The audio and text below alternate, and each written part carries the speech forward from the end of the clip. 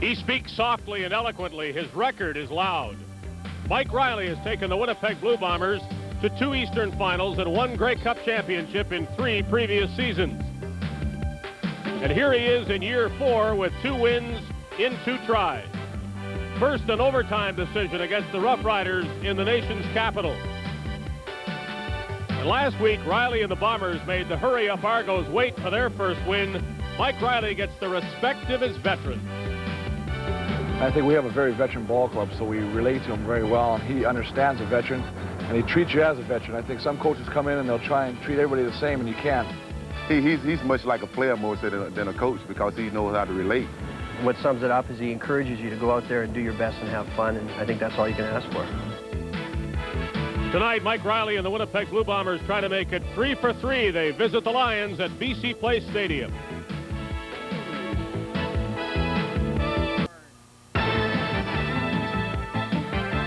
Doug Flutie played his first CFL game, then he made his first CFL start. And tonight, Flutie looks for his first CFL win. He'll be throwing to the likes of Larry Willis, his favorite receiver so far, and to Emmanuel Tolbert, another member of a touchdown trio. But Ray Alexander and Jan Carinci, 2 other starters, are out. Coach Larry Kuharich hopes for his depth to come through. Well, Jay Christensen has performed in the CFL and had some big days, and we're very confident in him. He's going to play out wide for Ray Alexander. John McDonald's coming up off the practice roster, and he had a big game a year ago at the end of the season against Calgary, and he catches the ball very well. He gets open. He's a scrappy little guy. Good evening, everyone. I'm Dave Hodge with Nick Mastaya, welcoming you to BC Place Stadium, where the Lions opened their season with an overtime game against Calgary, and that reminds us they played an exciting overtime game against these Bombers last season. And earlier this season, there was an exhibition game between these teams that was downright nasty. More of the same tonight, Nick? I don't think so. I think both teams are going to settle down and play football tonight. Now, in that exhibition game, Larry Willis was thrown out in the 4th quarter for his running feud with Rod Hill, and Rod was sent to the showers by Coach Mike Riley, who was really upset that the veteran lost his poise. The other on-running feud that night was Mark Gastineau versus the Winnipeg offensive line. He worked against Chris Walby and Steve Rhoda-Huskers, and I think you're going to see him working mostly against Rhoda-Huskers tonight because they're lining him up as a weak side end. Yeah, Gastineau has changed his position since the league opener against Calgary. The Stampeders are in Taylor Field, Regina tonight against the Saskatchewan Roughriders. Calgary hoping to sweep this home-and-home series. And the Stampeders are off to a good start in that regard by winning last week and by leading tonight 17-6 Calgary at Taylor Field. We're back at BC Place momentarily.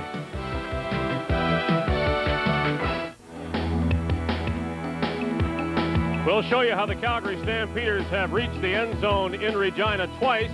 Keevan Jenkins the first time, second and a yard out, an offside penalty by Saskatchewan helped that drive. And Danny Barrett back starting for Calgary and back running for scores. He did it 3 times against BC in the game in which he was hurt. And now he's got the Stampeders up by 11 points against Saskatchewan.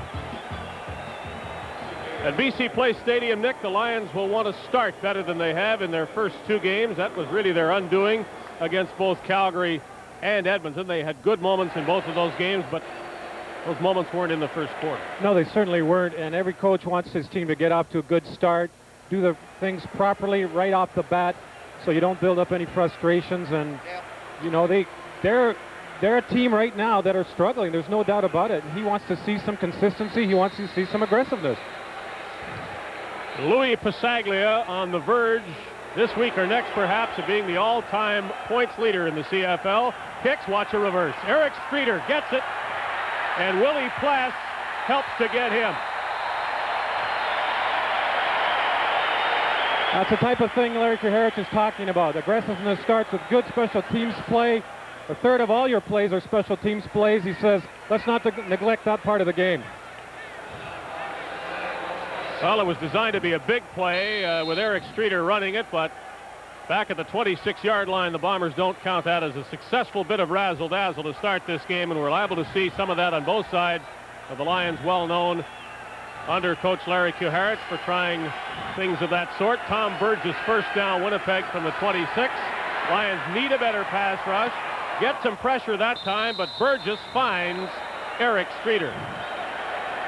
Well, right off the bat, Eric Streeter catches the first ball of the game, and that's important to get him involved They expected big things from him coming off a terrific year last year, and they haven't been able to get him the ball early in the season. And again, that instills confidence that he can catch the ball. It gets him involved early. Well, the ex-BC line would like nothing better than to make his mark with the Bombers right here tonight. He makes a first down the first time the Bombers throw the ball.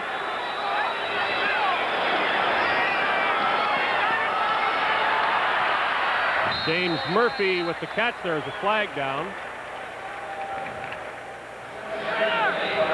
Well, you see their mandate right away has been to get to the ball to the two wideouts, and both guys have gone over 1,000 yards, so definitely you want the ball in their hands. They're explosive, they're dangerous. They can make a big play out of a little pass. But there was a Lion in the hands of a Bomber, and that's a holding penalty. Apparently not the only penalty on the play. Yes, 10. They'll mark it off against Winnipeg. Forward pass interference, Winnipeg number 31, first down repeated.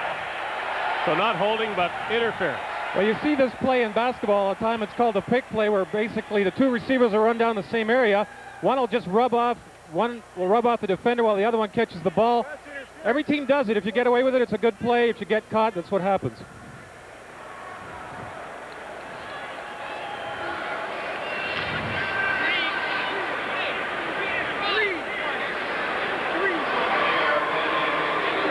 You hope that's just an equipment repair or something, because if they lose the big man, they're in trouble, I think. Mark Gastineau hopes it isn't.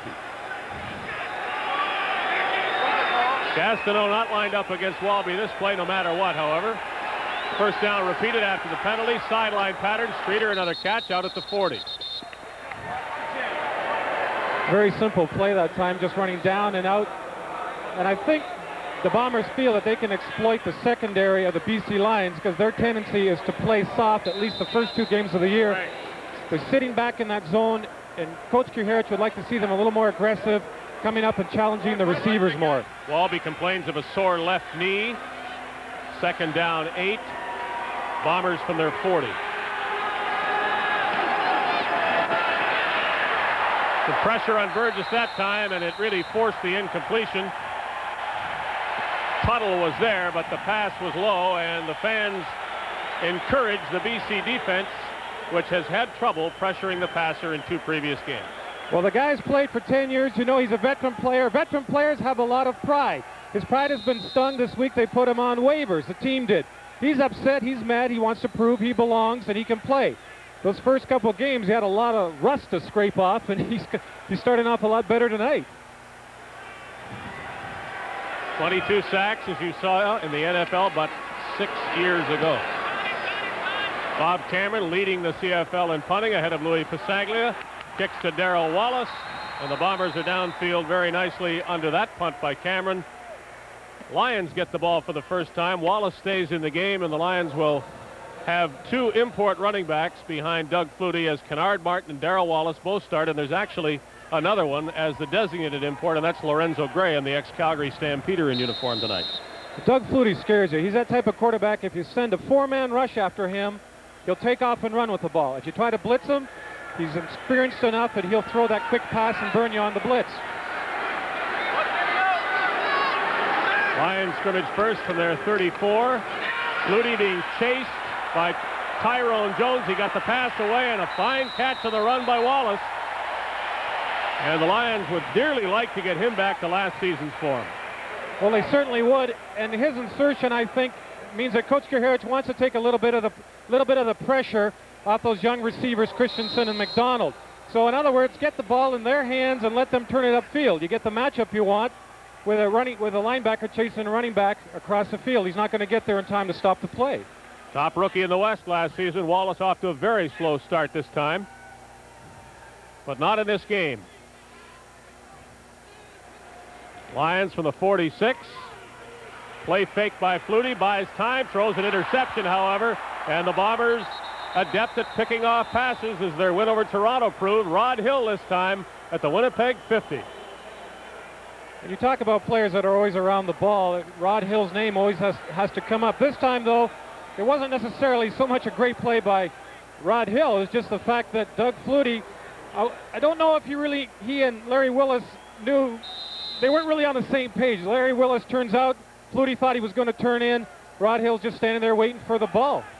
Many of the Bombers' interceptions last week were blamed on the Argos, but you still got to catch them and be alert enough to do what Rod Hill did. So the Winnipeg secondary continuing to shine. Burgess on a roll, throws it way up there. A lot of bumping going on as Murphy was working against Chris Major. Well, the first two series here, you see that he's exclusively working with his wide receivers. As we mentioned earlier on the first series here, that these are the guys that he wants to get the ball to. It's a lot harder to get your coordination with your wide receivers than it is with your slot backs. It's a little more timing involved, and the passes are harder to throw. It's a lot farther to throw them to the sideline rather than just up the middle.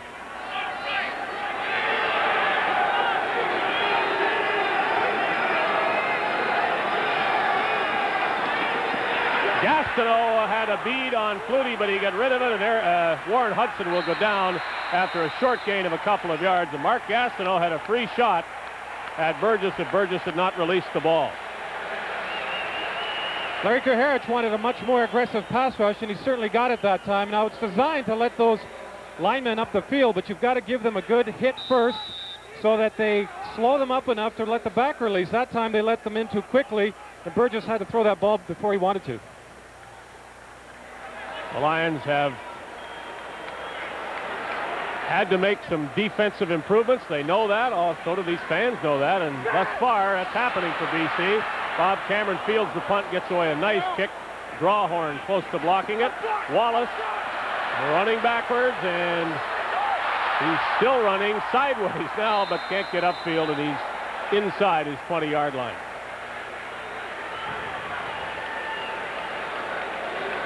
One interception so far, no score.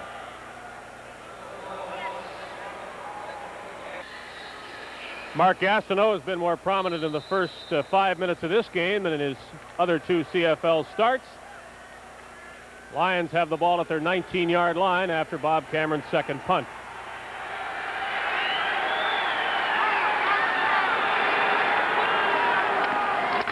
Oh, a heck of a hit by Tyrone Jones on Kennard Martin as the Lions try to establish the run. In Regina, Calgary was leading 17-6, as we told you.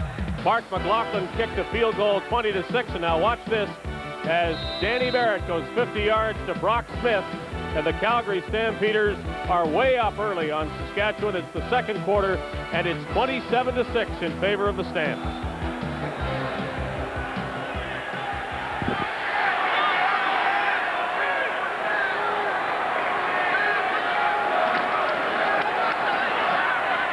Flutie, and Rod Hill was the closest to that one, as Larry Willis was the intended receiver. Interesting defense that time from the Blue Bombers. What they did was they took Jerome Reinhardt out and they put in Quentin Riggins, another linebacker. So what they did was they had 5 linebackers in that time, and the only thing that you can think of, you see Tyrone Jones lined up as a middle linebacker. The only thing you can think of in this point is that it's got to be a defense specially formulated for Doug Flutie. You got the best of both worlds: size, speed, athletic ability, and good tackling. Well, something's bothering Flutie. He has not thrown the ball accurately. Louis Pisanglia to punt. 11 Bombers on the line. A bouncer to him. Ken Winey will have to let the punt bounce. On the run, he comes up and draws the flag, and the Bombers will benefit from the no yards call and be well inside BC territory when they scrimmage it. 9:09 left in a first quarter that is so far scoreless. You're watching Molson Canadian Football Network.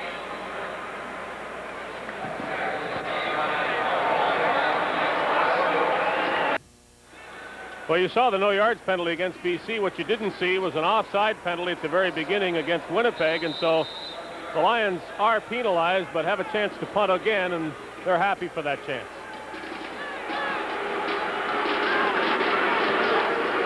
Another penalty as the ball was snapped. A similar kick. This time Winey won't get his hands on it, however. Might Winnipeg have been offside again?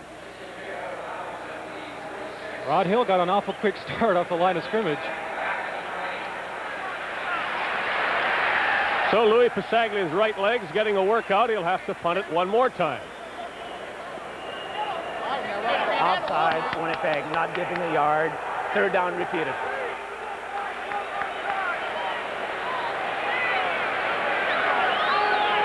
It's not when Hill started, but where he lined up. A lot of times, again, the end guy on the line of scrimmage has got to line up his stance to the man next to him. It's too far for him inside to see the ball, so it might have been 2 or 3 of them offside. Now Pasaglia would like to drill one and reverse the field position. That's better than the previous 2. Winey on his way backwards now comes forward. Pretty good return, but still the Bombers are on their side of midfield, and it would have been very different without their 2 offside penalties. Well, the Bombers certainly did enjoy good field position with which to work last week, and this is awful good for them. You can do a lot of different things in this part of the field. You don't feel restricted by being deep in your own zone and being conservative. Tom Burgess had a good news, bad news kind of game against the Argos. A lot of yards, not enough completions, too many interceptions, but of course the Bombers had a big lead through much of that game, and they weren't as sharp as they had to be for 60 minutes, perhaps. Robert Mims carries for the first time tonight, breaks the tackle, and goes to the BC 51. Well, through the first 2 games of the year, the BC Lions have had trouble stopping the run, and I know that was a high priority with Coach Kuharich this week.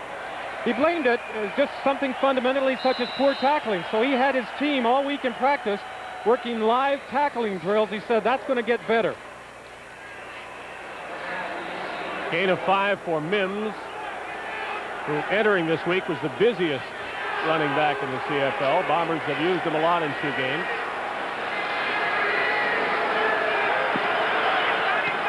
Burgess might have thought about running. He threw it to Murphy, and Murphy is hit. Better tackling produces turnovers, and that's what the Lions have as Chris Majors on top of the ball. We already mentioned that Coach Kuharich wanted a lot more aggressiveness out of his defensive backs. He felt they played too soft. So right away you see an example of their aggressiveness. It's a one-on-one situation on this side. Murphy just going down, turning right in. Nice catch with the hands. And as he tries to get the extra yardage, he's stripped of the ball. And this, again, a very positive thing for the BC Lions, getting that turnover early in the game. Good field position for the O.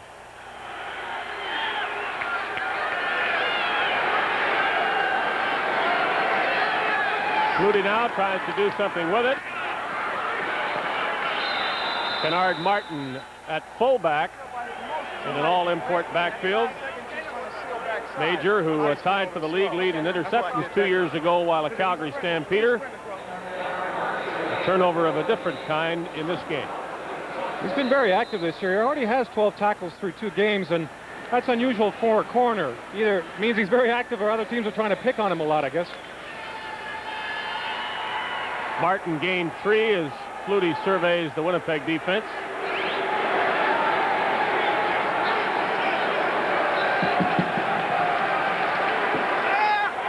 Quick pass to Tolbert for the first down out at the 40 of the Bombers.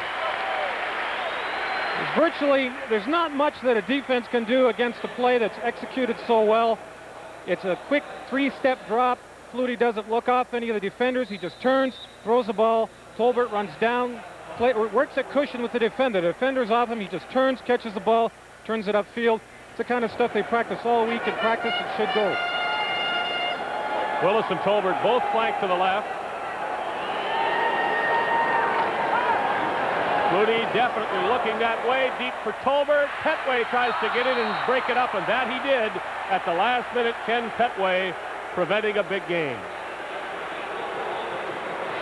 Ken Petway is one of those players that seems to be around the ball a lot, but you don't hear much about him. Last week he had a terrific game. He had 2 interceptions and a recovered fumble.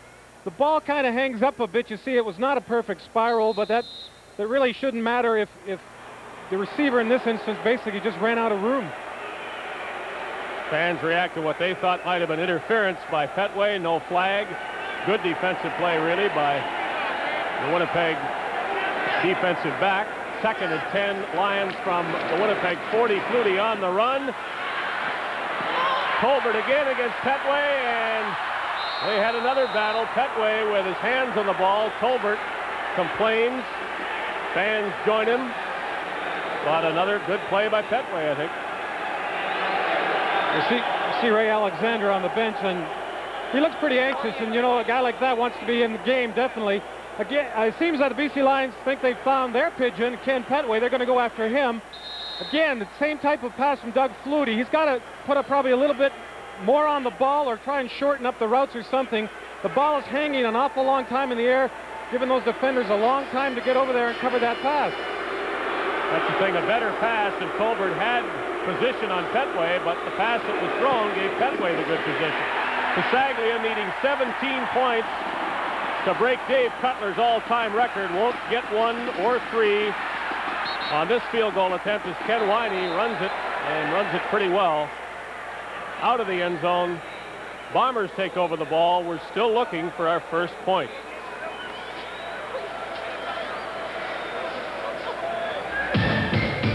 Give me the ball, give me the ball, give me the ball. You got a thirst. Give me the ball, give me the ball, give me the ball. You know what you need. Give me the ball. More fluid. Give me the ball. Helps provide energy to working muscles. Nothing cuts through thirst like Gatorade.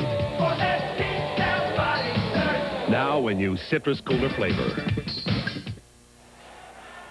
The scoreless tie remains, and that is hardly the norm in the CFL this season with so many points being scored. Dave Cutler has scored more than anybody else who ever played in this league, but it won't be that way for much longer as Louis Passaglia looks for 16 points to tie and a 17th to break Cutler's long-standing record.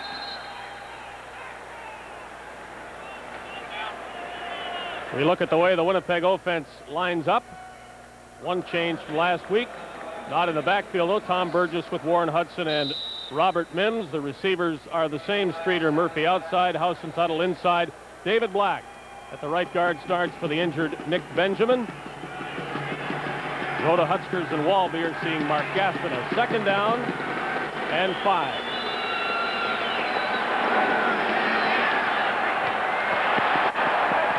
Nice dance by Perry Tuttle to stay in bounds, and after he goes out, he'll be given a first down. There was a broken coverage that time, or it at least appeared to be, with the BC Lions. You had 2 men covering 1 receiver, and Perry Tuttle just running free out into the flat. Perry Tuttle is off to a quick start this year, and I definitely think it's going to make give a lot of DBs trouble. Perry's, again, a type of receiver that if he gets off to a good start, especially in a game in a season, he can be very dangerous. Otherwise, he has a tendency he might fall asleep on you. Bombers with a first down at their 37. Burgess all sorts of time. Overthrows his receiver. It'll be 2nd and 10, Winnipeg. Every defensive coordinator's dream, 2 plays and let's get out. The defense that Tom Burgess sees has Mark Gastineau on the weak side now, replaced by Mike Henry. Johnson, Pless, and Visco, the linebackers for the Lions. And there's the BC secondary that Tom Burgess throws into.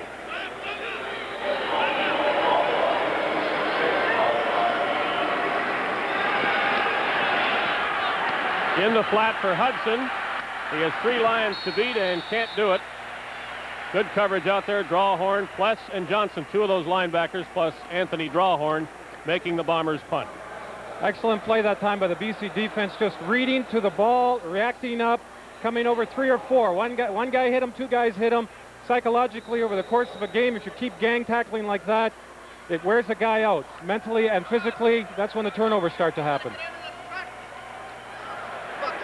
Cameron, a couple of yards short of his season average tonight, just over 40 yards. He was averaging 42.5 coming into the game.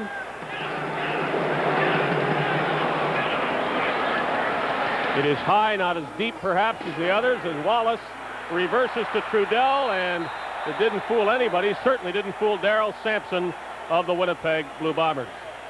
Winnipeg general manager Cal Murphy is with us now. He has 8 Grey Cup rings. The BC fans would have hoped that one of them could say Lions, but it wasn't the case. However, 8 of them is a remarkable record for Cal Murphy, and he joins us now to talk about this Bomber team and what might become of this season. Dexter Manley, what are the chances that the Bombers could or would sign him? Well, I think the whole thing depends on what the situation comes out of the NFL, whether they are going to make him serve the whole suspension or whatever. You've had sufficient talks to indicate that he's interested, and does he know that you're interested? Well, I did tell his agent that he is under contract. We respect their contracts, and if he did become a free agent, then we would be interested in talking. Cal, there seems to be some confusion about Willard Reeves. Might he or might he not be talking to the Bombers about rejoining the Bombers? Well, we have talked, and something will be resolved in the near future, and I just think I'd better just leave it at that. Okay, the Bombers have surprised some people with the start they've made. Most of the predictions I read had them last in the East, and of course they've turned those predictions upside down. Have they surprised you at all the way they played? No, I think I said as far back as the beginning of training camp, I thought we had a good football team. I believe we have a very good football team. And I think one of the things is, of course, there's such parity in the league, you're not going to win all the football games. I think you've got to play tough every weekend if you want to win. Thank you, Cal. Maybe some of those predictions made before the acquisition of Tom Burgess, which has proved to be an important one for Winnipeg. We go from the Bombers general manager back to watching the Bombers defense, trying to stop Doug Flutie, who bangs himself in the head and leaves the field. Real strange sight in the CFL this season is a score featuring nothing but zeros. There ought to be some numbers ahead of those. 20-10 or something might make some sense, but not 0-0 late in the first quarter. Definitely are on a record pace the way things are going.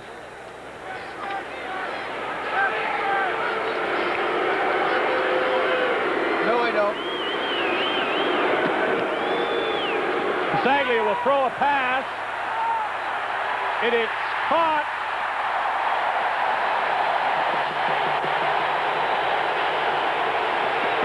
By Rick Ryan, and it wasn't easy because Steve Zatilny gave him a wallop just as the ball came down, and I think Ryan's feeling it now, but Zatilny could not prevent the completion. I like it. I like it. Louis Pasaglia was a quarterback at Simon Fraser University a lot of years ago, but he still shows that fine form. And Mike Riley was worried that something like this was going to happen because they pulled a play on him in an exhibition game where Pasaglia took the ball and ran up the field. This time he just uses his arm. Rick Ryan gets banged around and hangs on. Great play. You saw there Zatilny knew it was coming and had a decision to make. Did he try to knock the pass down or run through the receiver and prevent the completion that way?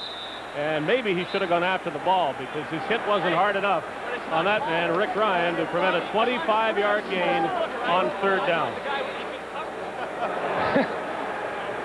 Terrific play. I think that's great. That's the kind of stuff, if you want to talk about a momentum changer, I think that's the kind of thing that you throw in the game.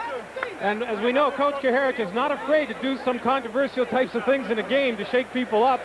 I think it was an excellent move on his part at this point in the game.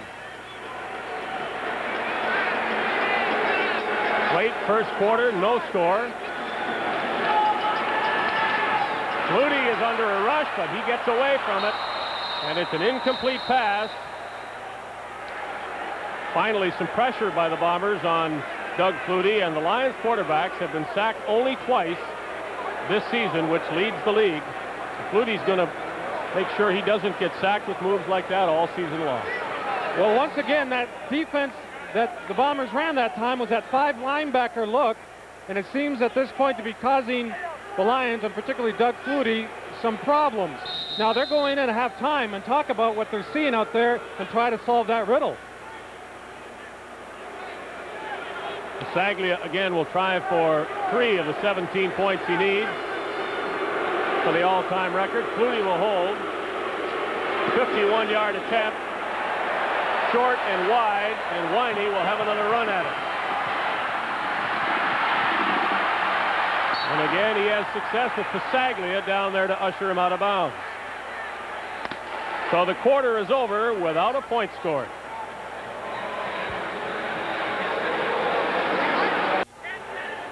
Well, we have a long way to go tonight to match these numbers. The average points per game, 9 games prior to tonight, almost 67, and we haven't had any yet. 96 the most. That was last night, Edmonton losing in Ottawa. 2 overtime games so far this season. This one is tied after 1 quarter. Hudson dragging Willie Pless to a first down for the Bombers, and the strength of Warren Hudson shows up whatever he does. At this point, I don't believe I've seen the Blue Bombers run the ball on first down. seems to me that they're trying to change things up, throwing the ball on first down, not getting too predictable. They felt that maybe they got a little bit predictable last week, running on first down a lot. They've started the second half at Taylor Field, and we'll keep you posted on that game as the Calgary Stampeders are one of 2 unbeaten teams in this league. The Winnipeg Blue Bombers are the other. Burgess goes down, and the Lions will celebrate a sack. Mike Henry's in the mold of a Greg Stuman. He's 5'11", about 240 pounds, from Sonoma State. He had a sack last week. He's had 3 since the exhibition season. And with a guy that size, he's not going to really overpower anyone. He relies on his speed and the ability to get underneath the man.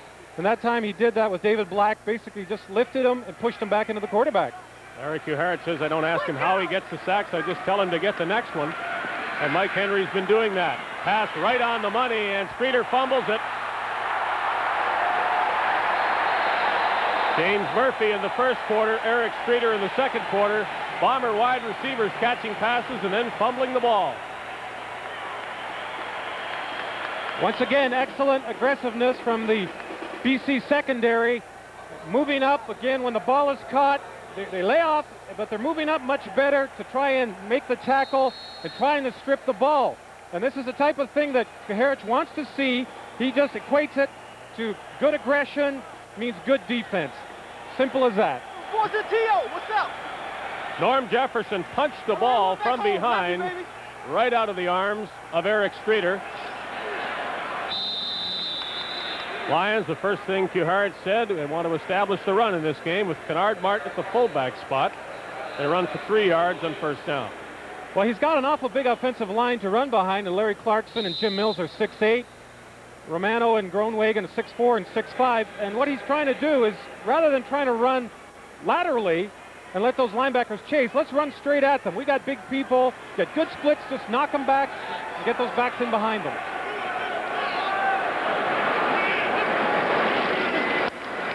Flutie straight back, had to throw that one in a hurry. Martin still on his feet.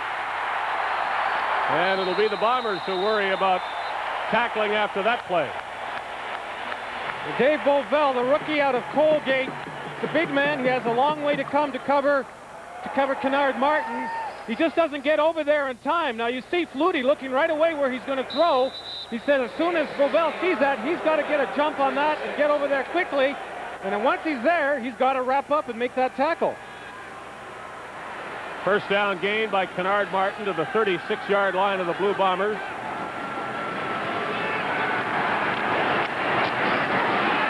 Martin into the middle of that Winnipeg line, and it doesn't work. Right there is Albert Williams. Flutie with 2 important running backs tonight, Martin and Wallace. Alexander and Carinci out, McDonald and Christensen in, Tolbert and Willis the familiar ones, and the offensive line that has protected Doug Flutie so well in the first 2 games. And here tonight too. They give the Lions a gain of a yard to the 35, 2nd and 9. Leaving his feet for the catch, Larry Willis. And I don't know how many sacks opposing teams are going to get on Flutie this season, because he knows when to throw the ball, he knows how to move, what to look for, and if he has to scramble, of course, he can do that so well. Well, you saw James West rolling out his legs there just as he released the ball, but again, you get the ball in the hands of the consistent performers. 3 years in a row now, Larry Willis has had at least 70 catches for 1,300 plus yards.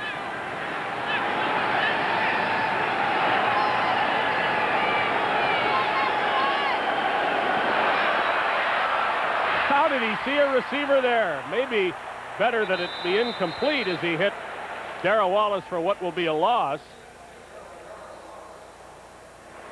Well, you see Tyrone Jones on this play is assigned to Doug Flutie. No matter where he goes, you chase him. But again, Flutie is just one of those individuals that you can't really get a clean hit on him. He's not a big person, he's slight, but he's just so difficult to get your hands on him before he releases the ball. That's what makes him so dangerous. Completed pass for a loss of 5. 2nd and 15.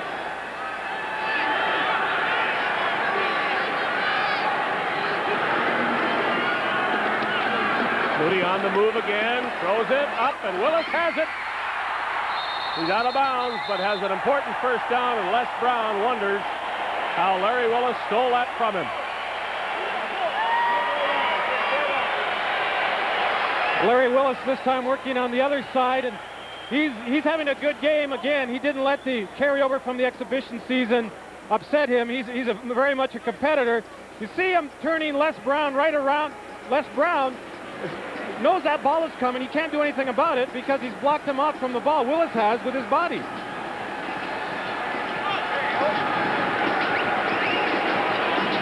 Great look there at a veteran receiver, veteran defender, both doing the right thing, and somebody's got to win. That time it was Willis.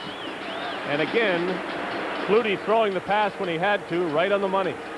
He certainly did, and again, the coverage wasn't that bad. It's just that Larry Willis, such a veteran, so knowledgeable in using his body to shield the pass away from the defender.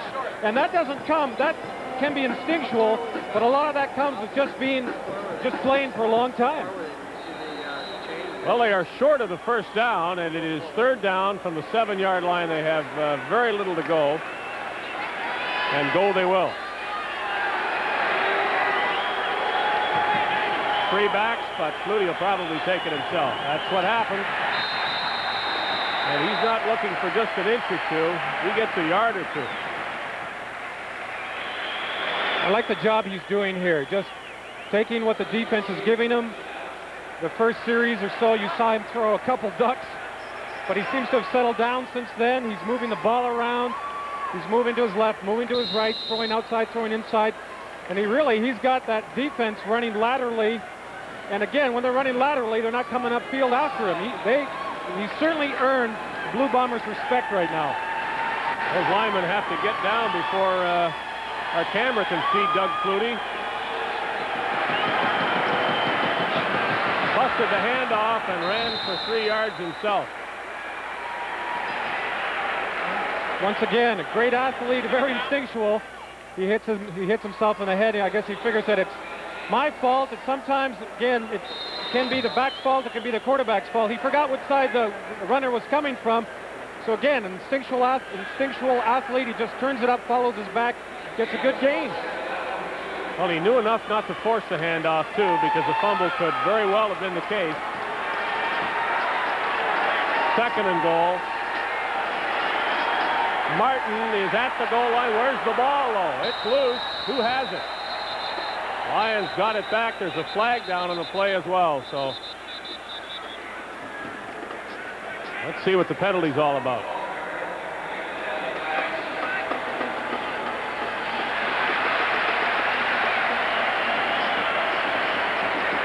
After a scare, the Lions will be quite happy to get another crack at 2nd down from a yard out. Winnipeg not giving a yard. First down.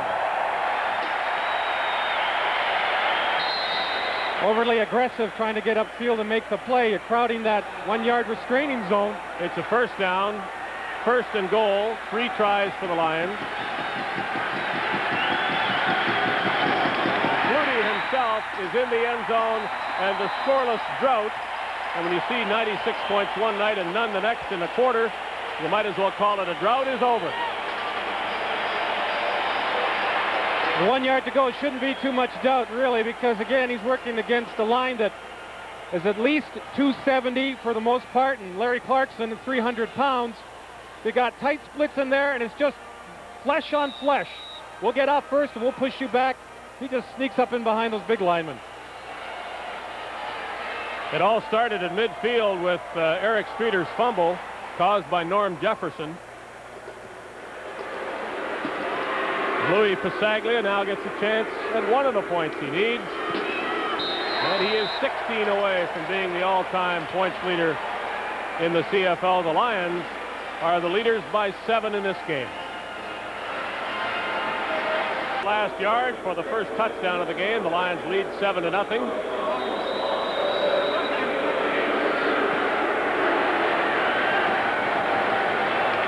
No fancy stuff this time in the kick return as Ken Winey is taken down by Willie Pless where the football is. Pless will be. He's already recovered a fumble and now makes the tackle on Ken Winey. There's a flag down on the kickoff. Well, Mike Riley said Doug Flutie he scares us. We're not going to give up the big play with him. In other words, anything less than 30 yards we can live with. But Doug Flutie will say, look I can live with going 10 plays, 55 yards for a touchdown every time.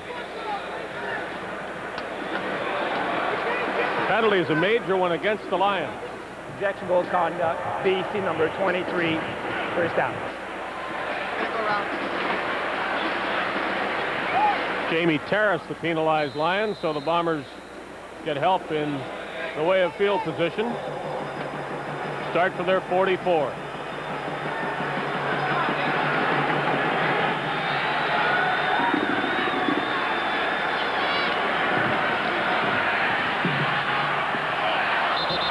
Burgess intending it from Murphy.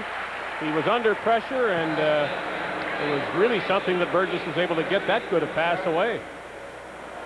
Well, we talked already a couple times tonight about being much more aggressive. And you see Chris Major here. He chucks Murphy. He's trying to prevent him from getting inside. Murphy does get inside and has a chance at the ball, but on the other hand, good pressure that time in Burgess's face. They're starting to get some of that pass rush to Herich once. More aggressiveness all over the place on defense for BC. Everybody flanked to the right, and Burgess will come this way and hit Murphy short of a first down, and another lick put on him by Ken Watson, and the BC defense does its job one more time. Well, they're not worried about Burgess burning them on his scrambling ability. All they're worried about is him escaping, contain, and buying more time for his receivers. You see Murphy trying to go out and up, and then he stops, coming back to the ball. Just wrap up, form tackle, take him out of bounds. Look, I'm surprised the Bombers haven't tried to run more. Mike Riley clearly said he wanted big plays at the start to try to get off to a fast start in this game, but when it didn't happen, the Blue Bombers have the ability to run, and the Lions have been vulnerable against the run. And Winnipeg doesn't want to run yet. Wallace down at the 21-yard line where the Lions will take over. Molson and CFN proud to bring you the best of Canadian football.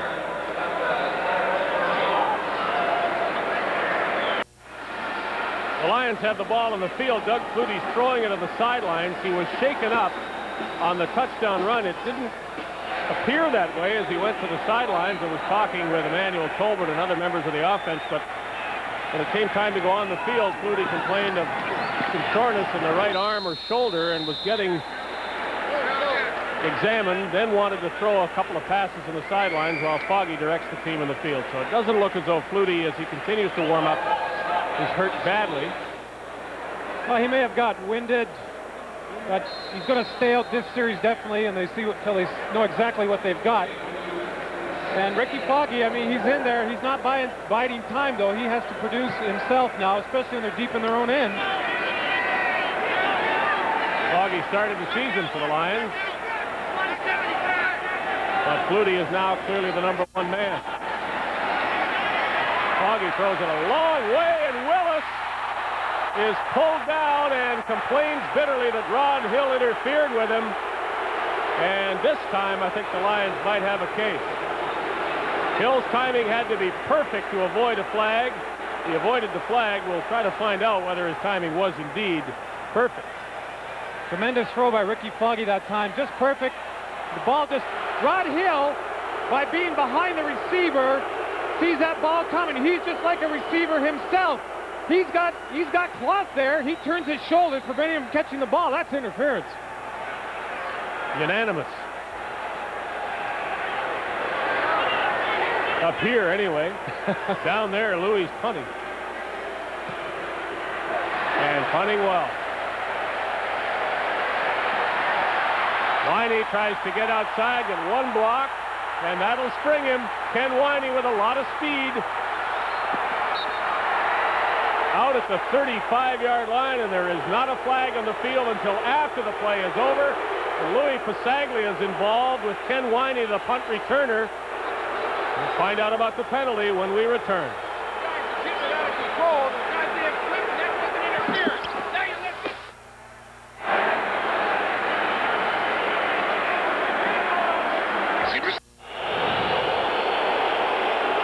Ken Winey's good punt return was not helped by a roughing penalty against the same Ken Winey, but the Bombers have the ball in Lions territory, and The fans aren't happy with the officials.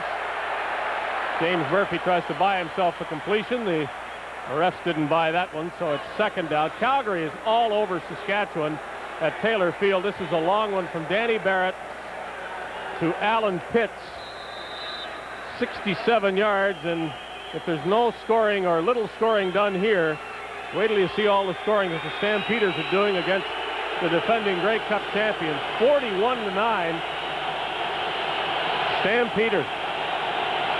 The noise level's gone up here if the scoreboard hasn't. Mims is hit by Drawhorn, and the Lions defense swarms all over the Winnipeg receiver, and this is as much hitting and emotion as the Lions defense has shown in 2 previous games combined. And you know, Coach Kuharich has got it like that. He's a very emotional coach himself, known for his pre-game fiery speeches. This is the kind of stuff that he loves to see. What he's worried about, though, is don't let 2 plays that go against us back-to-back upset you to the point that you can't do your job. Keep your poise. Be mature. Bob Cameron can certainly do that for all his years of kicking the football. Flag down. Wallace inside his 5-yard line, looks for room outside. He'll get some and more. Wallace taken down at the 25, and the emotions that really ran wild in the exhibition game are starting to return to this game. In our last game, the Molson MVP, Winnipeg's victory over the Argos, was Les Brown for 3 interceptions, and that isn't done every day. 3 pickoffs by the same defensive back. There's a flag on the play. Matt Pierce grabbed Anthony Drawhorn, who had a good shot at blocking that punt. He grabbed him in the back of the jersey and hauled him down.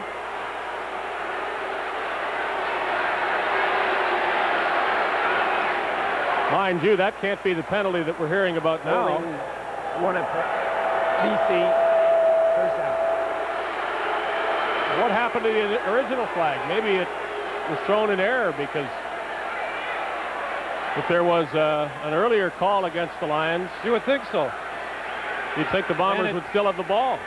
Exactly, and that's probably what the question is right now. That penalty takes precedence.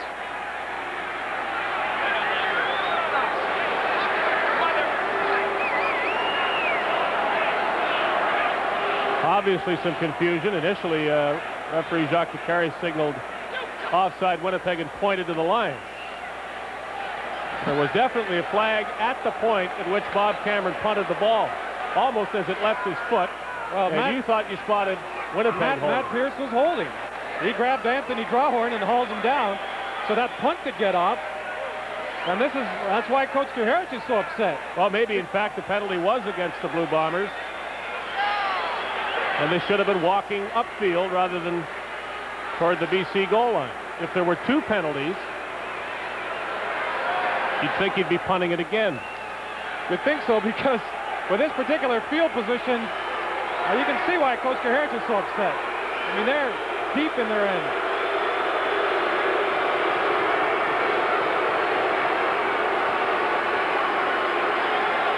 Well, Larry Willis is in that officials huddle for BC, so Rod Hill's going to get there and represent Winnipeg. Now players are just off to the side of the officials. Now they think they know what happened.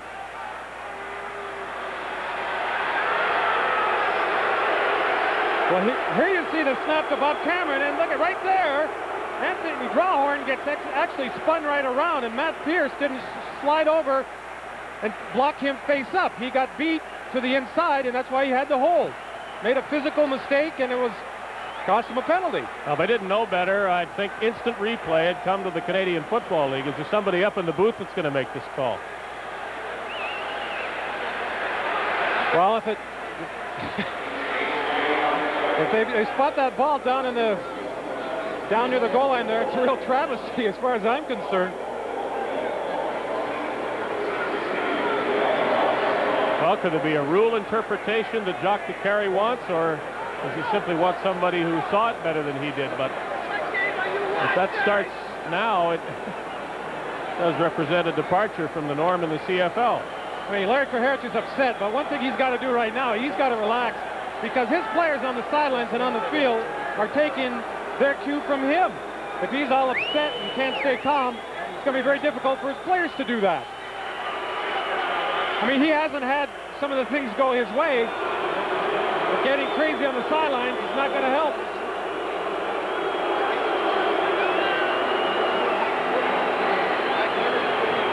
Well, what we saw was initially a penalty against Winnipeg. If there was another penalty against BC, well, perhaps.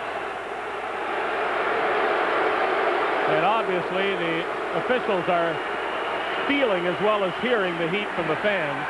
You see the left of your screen there, that's where the infraction. You see the flag go. Oh, they got it right, looks like. It shouldn't have been that confusing. They simply had the wrong team.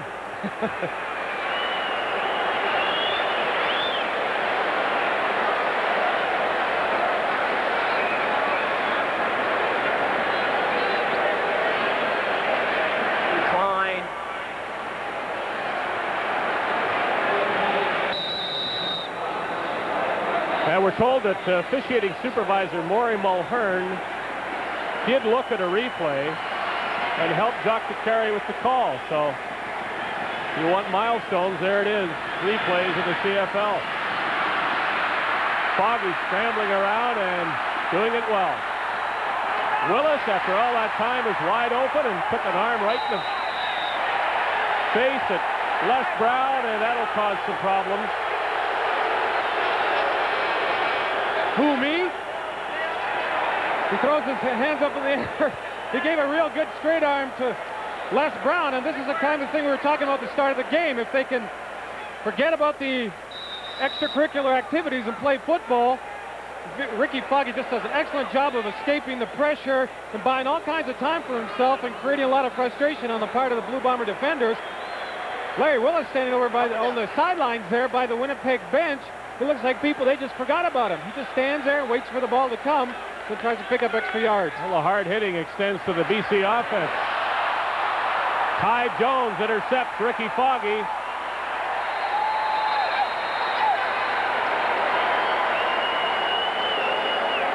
Turnover as Foggy throws it to the Winnipeg linebacker. The score remains 7-0. Flutie remains hurt. The Bombers have the ball.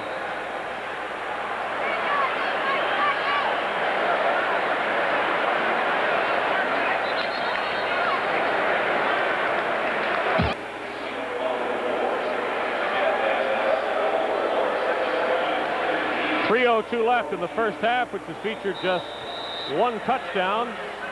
That by Doug Flutie, who is no longer in the game, and we haven't had a report that we could put into medical terms about what's wrong with him, although it is something to do with his right arm or shoulder, as he's had trouble lifting it on the bench after he scored that touchdown. Mims carries on first down as the Bombers get into BC territory. Well, I think the Bombers are going to try to use that running game a little bit more. They've been throwing an awful lot in this first half. And what's happening is they're starting to, I know with that line, they're starting to get into that backing up frame of mind, accepting the pass rush.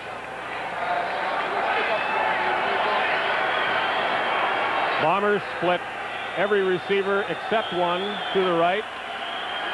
Streeter is the other one, and they try a counter play that doesn't fool the BC defense.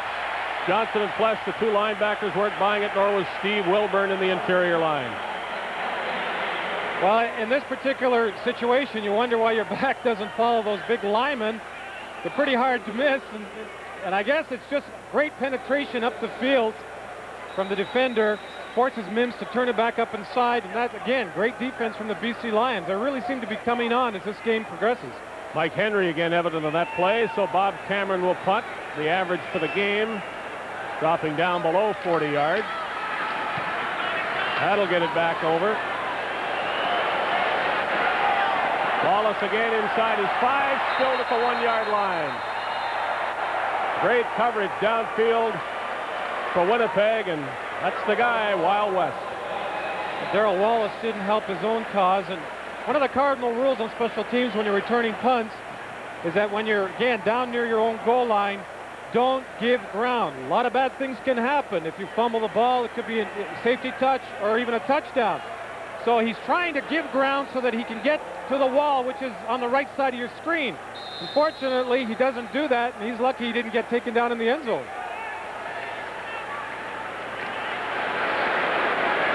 So the Lions have to take care of the football, and Ricky Foggy is the guy who's going to have to make the right call and the right execution.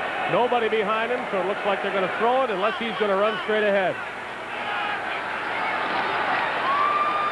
And Foggy will keep it himself and climb over the 5-yard line for a gain of 5.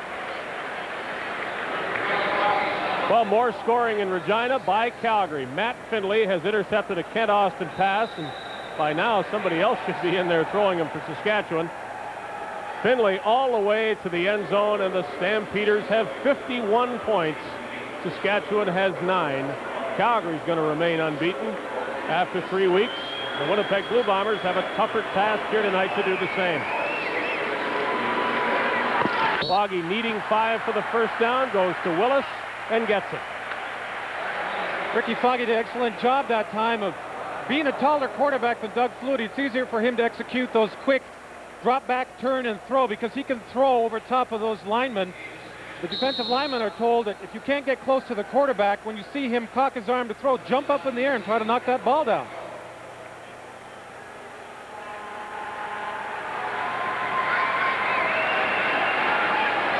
The clock stopped with the completion. The Lions get the first down. 1:38 to go. Foggy in trouble. Down he goes, and how he held the ball, I'm not sure, because it was waving around out there. The Bombers get a sack, but no fumble recovery. Right shoulder is Doug Flutie's problem, and apparently he can throw the ball, but it gives him pain when he follows through on the throw. So for now, anyway, he's out of the game. And watch Foggy here and watch the ball. Ooh. Quincy Williams that time rushed upfield. Larry Clarkson blocks him initially and then releases him. So obviously someone made a mistake in letting Quincy Williams go. And you know Quincy Williams doesn't mind that because it gets awful tiring pushing those 300-pound linemen around.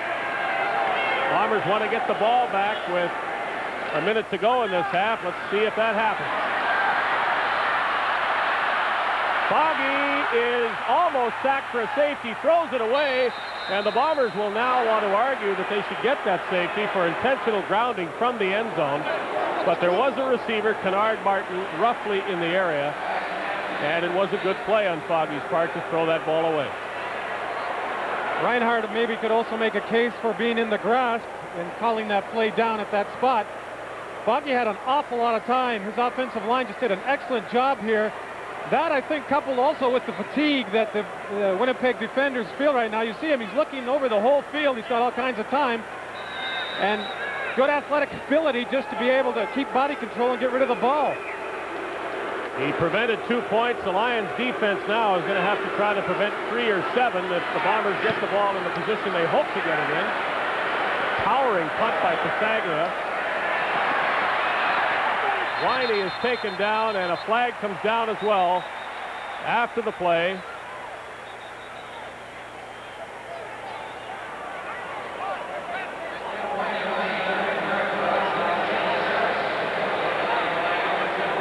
Well, that'll help Winnipeg. Face mask penalty against the Lions. 53 seconds to go. The Bombers trying to score their first points of this game. Major foul, face mask, BC 23, first down. That's 2 big fouls so far on Jamie Terra. So he's playing extremely aggressively on the special teams. It's just he's got to keep the hands off that face mask. It yank that neck. Extremely painful.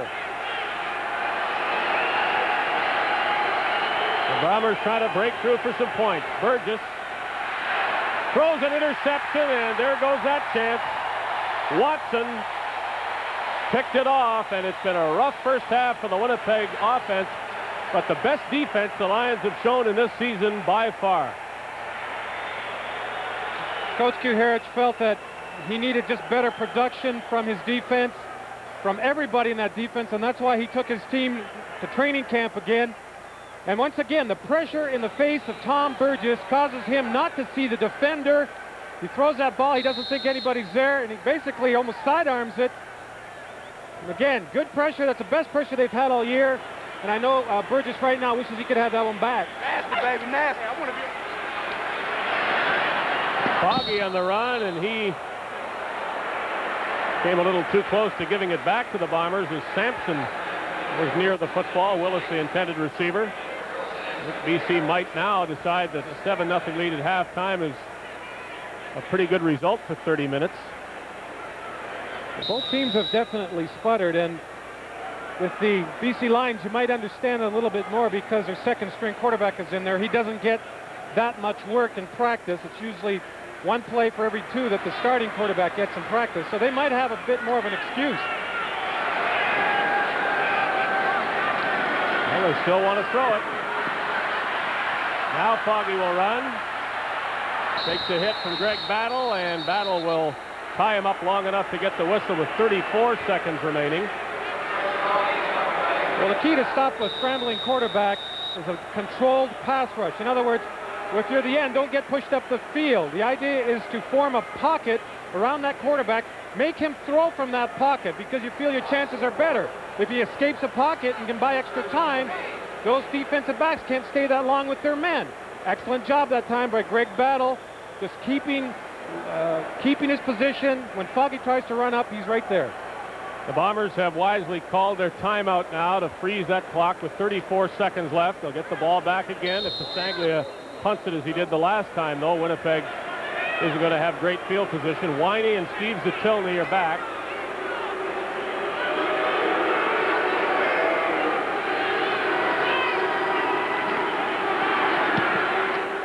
End-over-end ball. Zatilny up to get it at midfield. He's got a lot of speed, tries to use it to get outside, but there's no room there.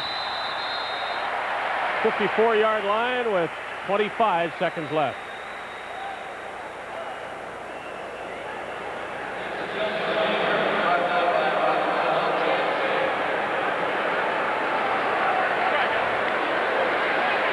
Well, Burgess searches for something that might work.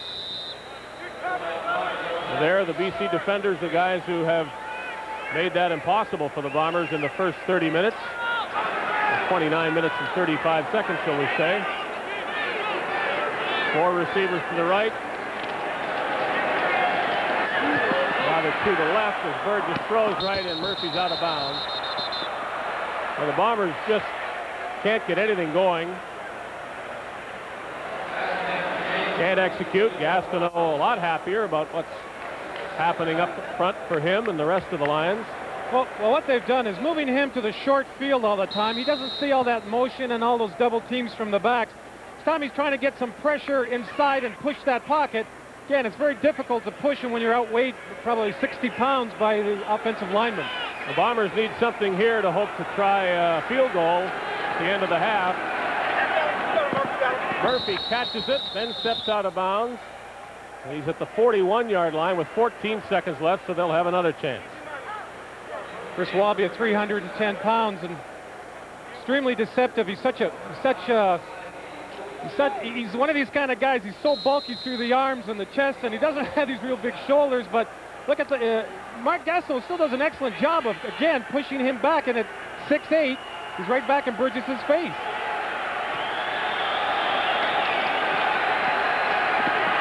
Burgess going deep. Good play by Drawhorn. Breaks up a touchdown to Winey. With 7 seconds left.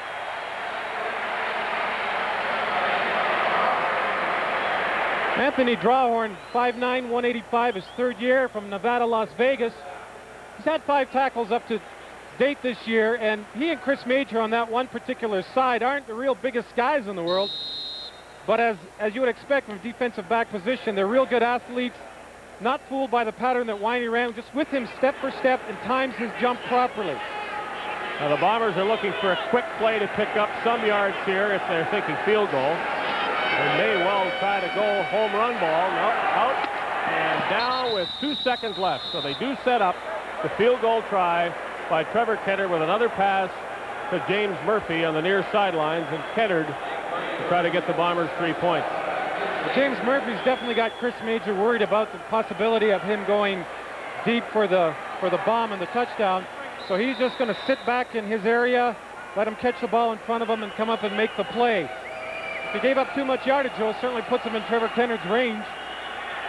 33-yard field goal attempt, Cameron the hold, and the field goal is good.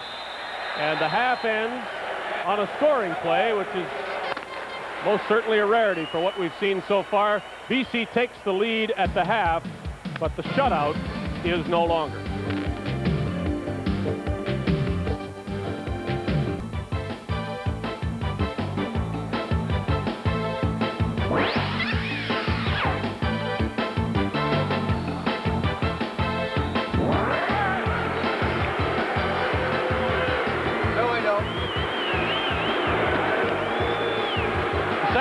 Throw a pass.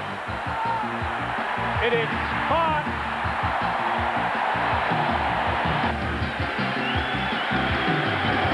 Flutie himself is in the end zone. Just stands there and waits for the ball to come, but tries to pick up extra yards. Well, a hard hitting extends to the BC offense.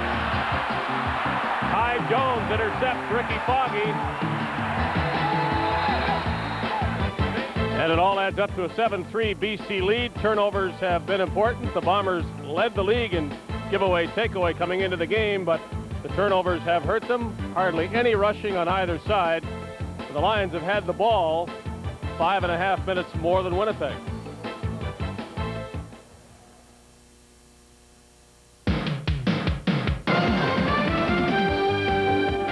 Tonight's CFN game is an exclusive presentation of Miller Lite. Goes down great among friends. And Priority Courier, the official courier of the CFL.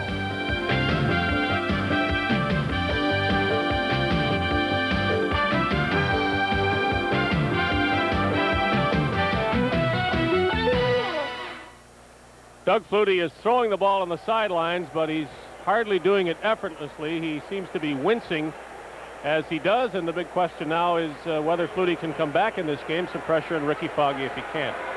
That's true. The thing that I'm interested in is what happens with Louis Pasaglia now that Jan Carinci's out. If Doug Flutie can't go in, and it's a tight defensive struggle, if it comes down to a field goal. I mean, Louis 0 for 2 right now, and if he's got to have a new holder, he might be 0 for 3 or 4. Well, we're going to find out quickly because the Lions have the ball to start the second half. Wallace, though, tries to give it away and does. Darrell Sampson recovers the fumble, and we'll wait for a while to see who quarterbacks the Lions as Burgess and the Winnipeg offense will take the field.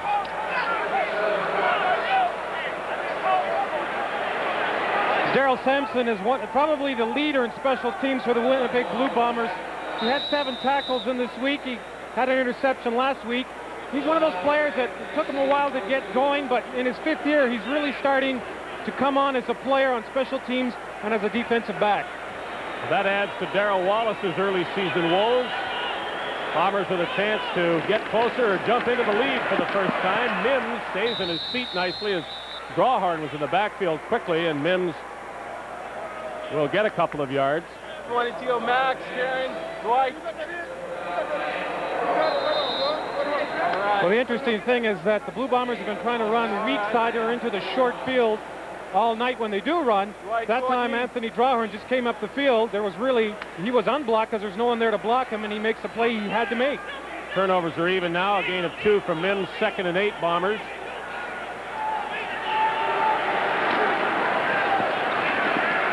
Deep downfield, Murphy can't jump high enough, and he had a step on Major, but Major was right with him. Trevor Kennard or Bob Cameron now for the Bombers. It is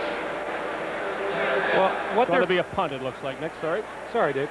What they seem to be favoring is that the Bombers will send 4 receivers to the wide field, try to get all the defenders to go over there, and then isolate James Murphy one-on-one with Chris Major in hopes he finds that inside seam for a big touchdown.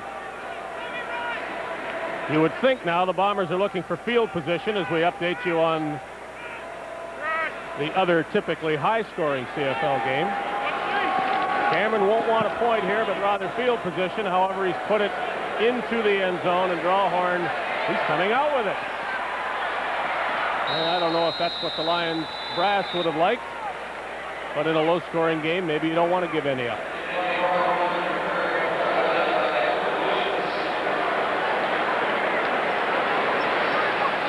Doug Flutie with a football in his hand, but the game ball belongs to Ricky Foggy. Flutie is not declared out of this game. There's a chance that he will return.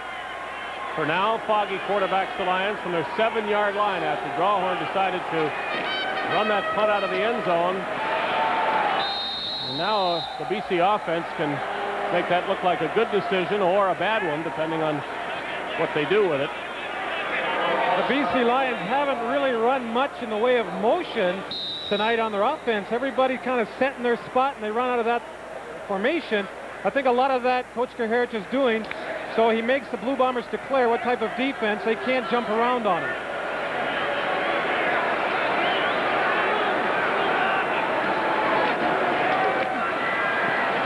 Foggy threw it high, very nearly intercepted by rookie Dave Bovell, who had it hit him in the hands and he couldn't pull it in. Third down, Pasaglia will punt from the end zone.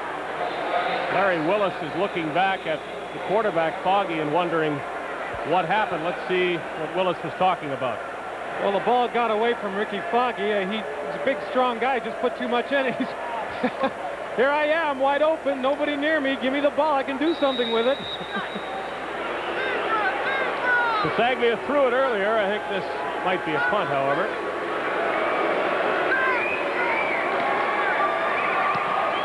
And a good one. Winey from his 48, the 48 of the Lions, rather, and he burrows to the 40-yard line, so Winnipeg gets good field position. And I think at this point, you look back on Anthony Drawhorn's decision to return Bob Cameron's punt out of the end zone, and you do declare it a bad one. Well, again, if it's his decision or the coach's, maybe Coach Kaharich wants to make the Blue Bombers put it in for the 7 points, because then he's only 3 down and he can kick a field goal to tie. But their Bombers are starting from an awful good spot right now.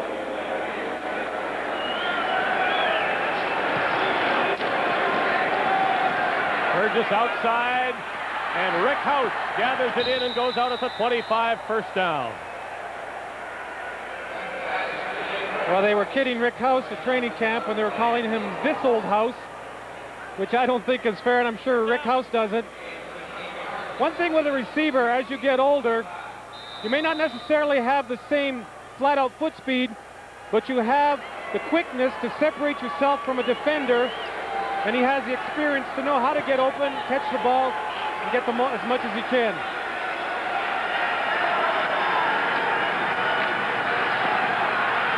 Burgess threw it at the last minute. Catch is made inside the 5-yard line. Now, Jefferson was all over Streeter, but Streeter made the catch. The tremendous thing about this also is the fact that Tom Burgess is throwing this ball as he's getting knocked backwards. And again, kind of a sidearm shot. Turning around Jefferson is Streeter. Again, just the ball is perfectly thrown even though Burgess is getting knocked back. Again, Streeter makes a good catch. First and goal from the 5. The official's whistle slows things up a bit. Burgess with everybody else out of the backfield. To the corner, and it's over the head of Robert Mims, the intended receiver. Pretty tough to throw that ball as you're backing up rather than getting set, and throwing the ball properly. As you're backing up trying to throw it, you're not using your body so much as just your arm, and it has a tendency to get away from you. Now you see Burgess, when he's throwing now, he's backing straight up rather than turning his body. And the idea behind that is that he can see the whole field and see who's open. Well, Mims was, but it wasn't a good pass. Second and goal from the 5. Throwing it again. Murphy, the intended receiver, and it'll be third down. Chance for Kennard to make it 7-6. Saw Rick Ryan there. He's really the quarterback of the defense. Larry Kaharich is very pleased with his play. Says he's a veteran player. He's smart. He sits back there. He controls things for me. And I feel very confident with him back in the middle there. He plays the defense as it's called. He doesn't gamble. He helps out where he can. That's all you can ask from your safety.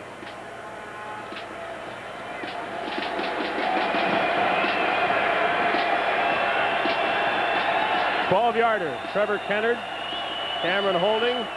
It's good, and there's a 1-point difference. Now, depending on your point of view, Strawhorn saved one and gave up 3, or he's the reason the Lions are still leading by 1. You're watching Molson Canadian Football Network. Unless we're in for an unexpected explosion of points, this is definitely going to be the lowest scoring game of the CFL season. 7-6, Lions clinging to a 1-point lead with more than 10 minutes to go in the third quarter. And here's Darrell Wallace, who fumbled the last time he did this. And the Bombers are trying to make him do the same. They bring him down at the 30-yard line.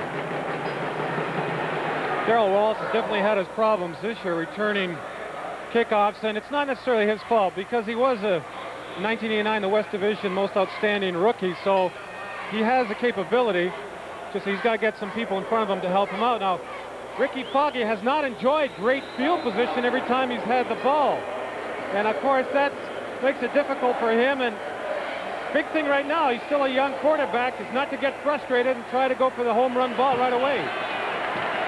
Well, he looked at a few receivers and decides to run it now. No, not yet. Throws it, and wide open McDonald. And John McDonald's first catch of the game of the season is a big one. And there were 2 receivers that he could have thrown it to, as Tolbert was down there as well.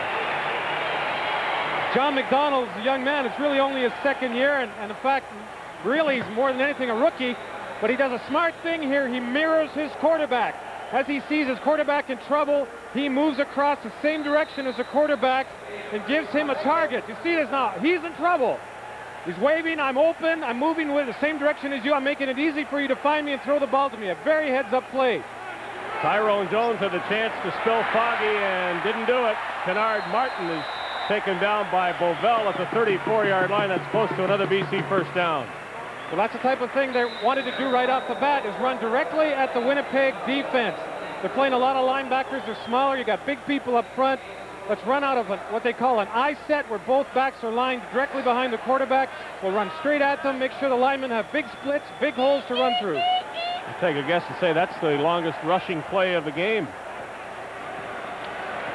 9.5 yards. Both defenses have done really an outstanding job of stopping the running game.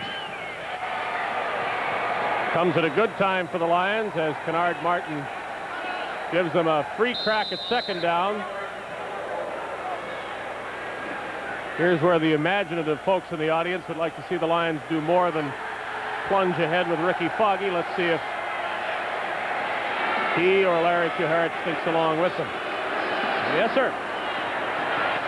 Deep it goes. Flag goes down. Willis has it picked off. So you take a chance, and sometimes it can backfire. Rod Hill with the interception if the penalties against the Lions. Passing on second and short is a problem, but the penalty is apparently going to be against Winnipeg.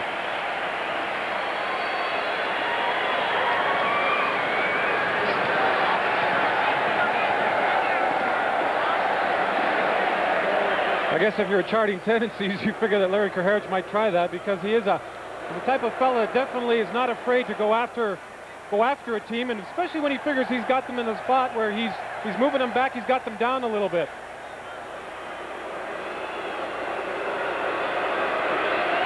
Two penalties against the Bombers, both of them. Rough play was the first one, I think. Forward pass interference, Winnipeg. Roughing the passer, Winnipeg 35, first down. Tyrone Jones hit the passer, then there was interference as well. I don't think in the end zone, however, against Rod Hill. We didn't hear a number on the interference. It occurred somewhere else, I'm sure. And now a penalty against the Bombers, who talked their way into this one, and it's Rod Hill. We talked about maintaining poise, showing maturity. Rod Hill said, I'm not going to say another word all year. I had my problems with Larry Willis in Winnipeg during the exhibition season. And right now, I guess I've got a problem with the referee. The thing is, he's not going to win that battle. Leave it alone. Bert Cummings went to take the place of, we assume, Rod Hill. And that had to be a coaching decision. The players in the field sent him back. So the Lions have first and goal from the 5 after 3 successive penalties against the Bombers, and now there's one against the Lions. for taking too much time. Seemed to me Winnipeg caused that.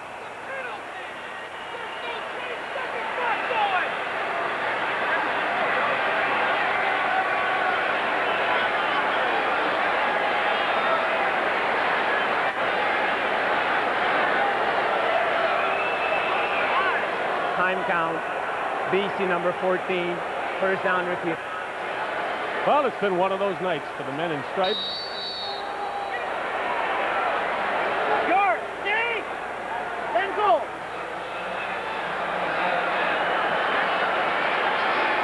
Back at the 10-yard line. First down. Foggy hands it off, and nothing. Stumbling through was the BC runner, Kennard Martin, but it is 2nd and 10. It's a standard drop play. The only little quirk on that play that time was that Ricky Foggy ran past Kennard Martin and then handed the ball back up to him. The reason he runs past the running back is that if he does that, the linebacker runs out of there figuring it's a pass for sure. How about a pass for sure on 2nd down? Foggy throws it, man wide open, and that's a touchdown, Lions. Martin to the end zone.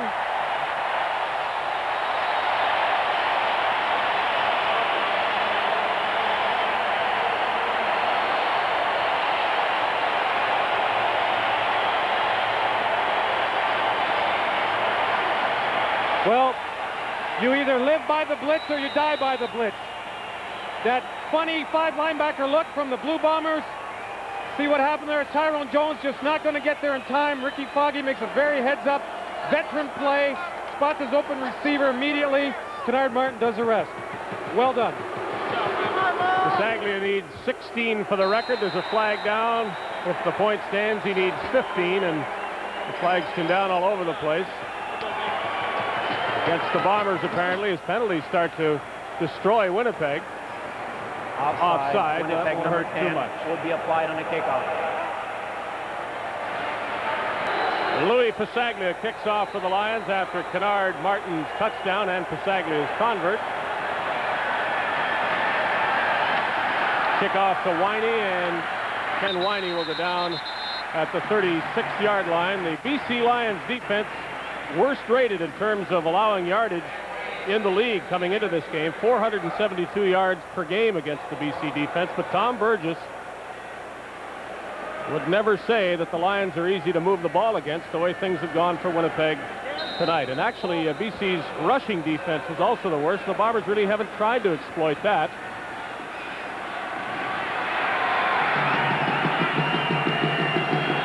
First down from the 37. Now they run it. There's a big hole. Good gain. Robert Mims close to a first down. Looks as though he has it.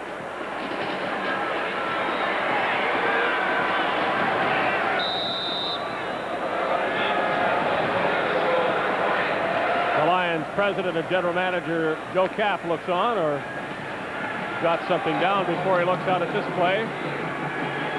48-yard line, Winnipeg first down after Robert Mims' 10-yard run. This time it's Big Warren Hudson with the ball. And I think the Bombers have needed this, Nick. Their offense has bogged down, and they are a pretty good running team, and the Lions have shown themselves to be weak against the run. Well, what they're trying to do, or what they're trying to achieve, is 6 yards on that first down running play, because then you can keep that defense off balance with play action pass, run, or a regular pass.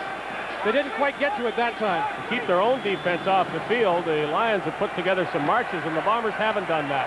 Tuttle with a catch out at the 49 of the Lions, another Winnipeg first down. You hit the nail on the head, Dave. It's definitely what the doctor ordered now. They come back, get a couple little plays, just plays where we can move the football. You don't think the long term, which is the goal, so you accomplish one of those short-term things is let's pick up a couple first downs.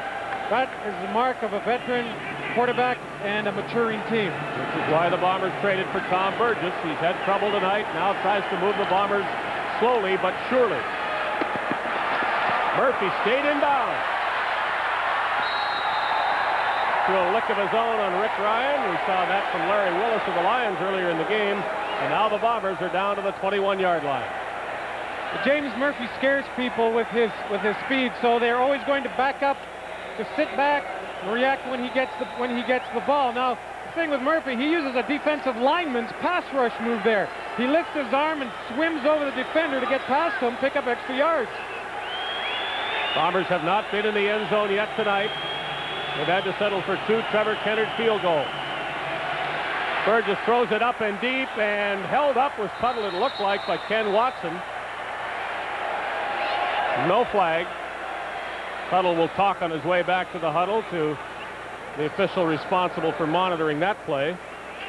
Well, Tom Burgess he's had pretty good time, even though the BC Lions have been giving him more pressure than he's seen in the last couple of weeks. So you see him, the pocket watch in the corner there, that if you can get 3 seconds to throw that ball, the ball should be gone.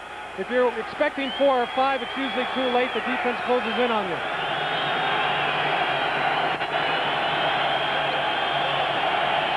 Strength is to the left, Murphy is to the right. Burgess looks for Murphy and finds him. Flag down. Murphy down, scrambling to get to the 10-yard line, and he's right near the first down marker. What about the penalty?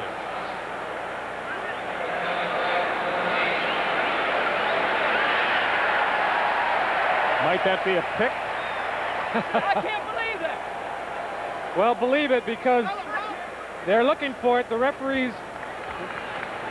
Forward pass interference. Winnipeg number 21. Second down repeated. Push off against James Murphy. Let's see. Well, it's going to be one of those 2 types of things. Again, if the defender is allowed to hold his ground, and that's exactly what he does here. He had good position. That time, Murphy, pretty strong for a small man. He just knocked him down, turned around for the ball, but the defender is allowed to protect his turf. Yeah, I guess that's a push-off. Burgess looking and throwing deep. Murphy against Major, and it's too far. Burgess mad at himself. Murphy was there. The ball wasn't. Well, there's only so many opportunities. There's only so many opportunities you're going to get for this play, and they've been trying to work at it all night, getting James Murphy inside of Chris Major. Now, the other thing is that Tom Burgess is getting lots of time to throw this ball. You see that pass rush at times is good, at other times it's inconsistent. The more time he gets, he's doing a good job of getting rid of the ball in under 3 seconds. If he needed more time, he would have had it there, and he just mad at himself for not getting the ball there. 38 yards for Kennard, and he's got it for a 3rd field goal, and now the Bombers are down by 5. The score, BC 14 and Winnipeg 9. We'll pause 10 seconds for stations from coast to coast to identify themselves. You're watching.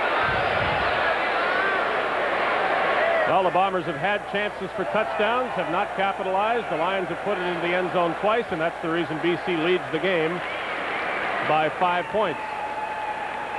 Coach Koharich and his staff got to feel good about that they've given up some yardage. There's no doubt about that. But once again, it's the old, you hear it all the time, the bend, don't break theory. And, you know, there's one tired guy right there, Mark Gastineau. And this is a point in the game now where this Teflon dome, the heat inside starts to become oppressive. It's very humid, and it's going to start to take its toll of cramps. Wallace with the ball for the Lions, scrambles past the 35-yard line. Mark Gastineau did appear to need a rest and now takes a seat. He really seems to be starting to get the hang of the Canadian game. Increased tempo, the ability to cover 65 yards in width, going sideline to sideline, and the fact that you don't platoon players here. When you're on, and you stay on and you play. Foggy stays on as the BC quarterback. Flutie on the bench.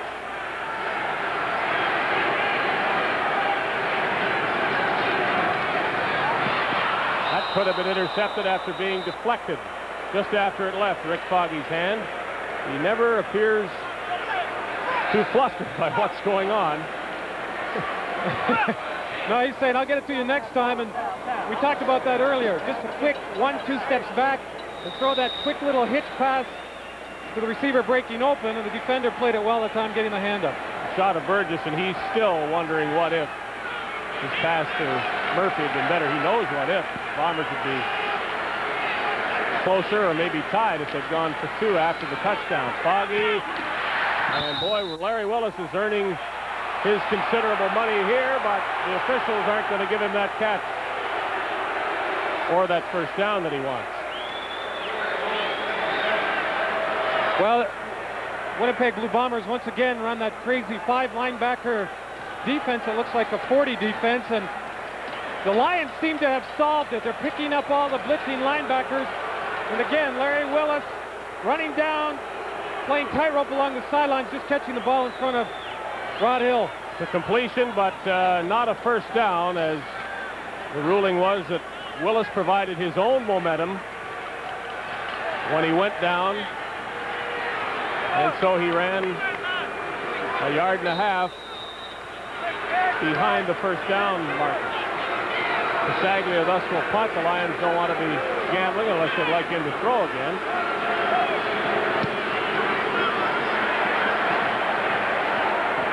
Winey at his 15. And Jake Christensen has him at the 20.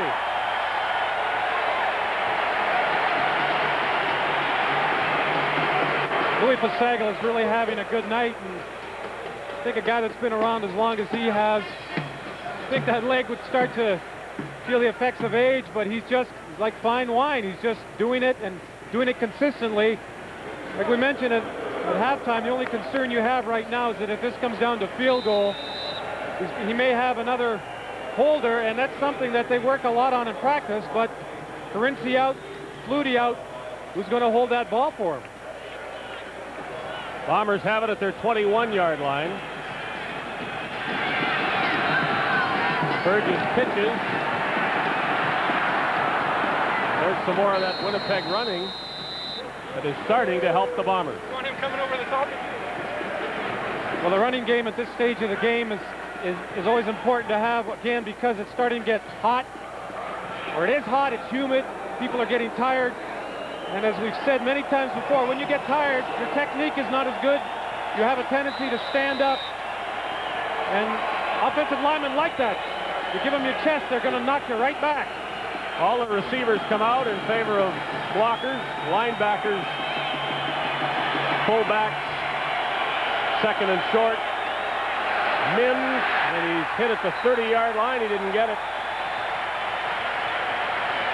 It's an excellent job that time by the BC Lions defensive linemen.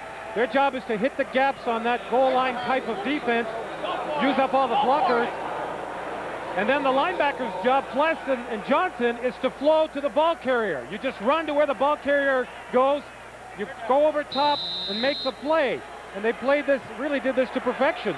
Well, they'll have to do it again if they want the ball, and this is a big play as the Bombers are going to try on third down. Burgess ahead. Not a gimme, although the Bombers don't appear to be waiting to see. They send the receivers back out. Burgess thinks he has it.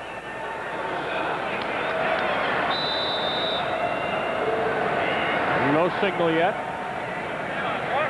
Well, it should be the safest play in football, really. I mean, sure, you're doing it in your own end, but with that defensive line being forced to give you a yard, you would think, we know the snap count, we can get off the ball before they can react, and we should be able to get that every time. You'd be surprised how many times it doesn't happen, though. Without the measurement, the Bombers do have the first down. Calgary beats Saskatchewan for the second straight week. Well, they beat them last week. They humiliated them this week. 54-16 for the Stampeders, who are first in the West. Up over the top, and again, Tom Burgess is just throwing it a little too far. Good coordination between the defensive line and the secondary. The BC Lions get Mark Gastineau coming upfield, and a lot of times you just don't get to the quarterback, but getting pressure, forcing him to throw off his back foot is just as effective. Again, you fight, you claw, you scratch, you do what you have to push that pocket, force that quarterback to lay the ball up and hope that your secondary is alert to that ball up in the air. Crowd exhorts the BC defense.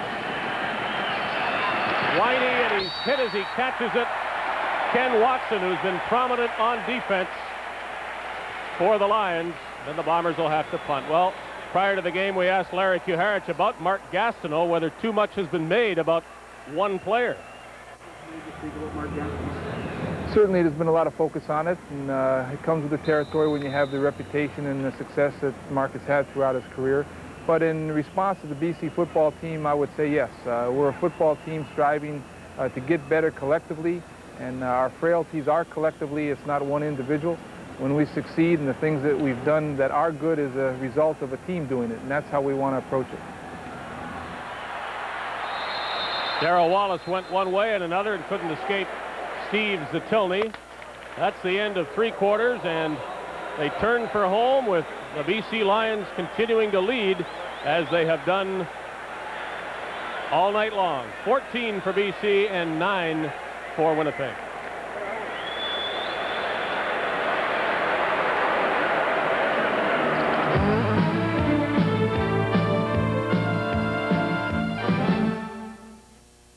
What's cargo?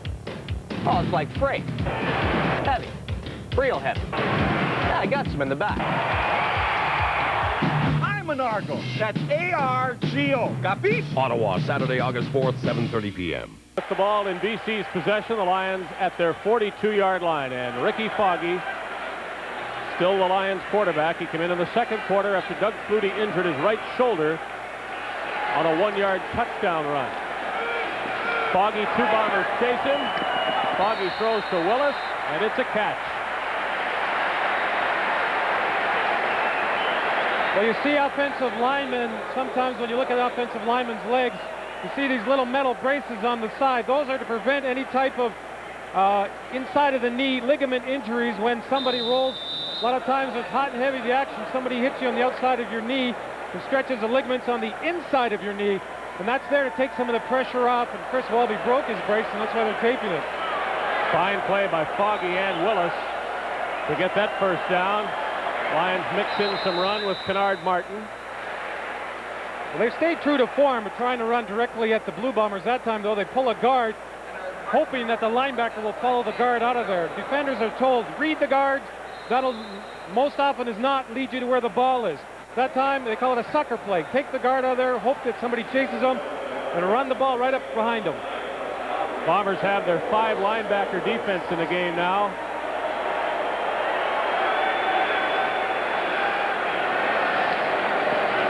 Foggy hands it, and all those linebackers are going to meet at once.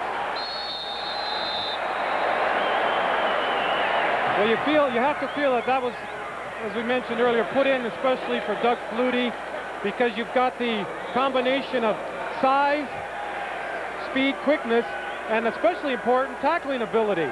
So they, again, filling all the gaps, swarming around the defender, and at this point now, every turnover can be critical. You're looking to get that ball. That was ex-Calgary Stampeder and Toronto Argo Lorenzo Graham carrying for the Lions. Saglia has out-punted Cameron so far in his home BC Place Stadium. Winey, one arm way up in the air in another league. That means something. Not here. Flags all over the place. No yards would be one indication. Molson and the Canadian Football Network are proud to bring you the best of the CFL.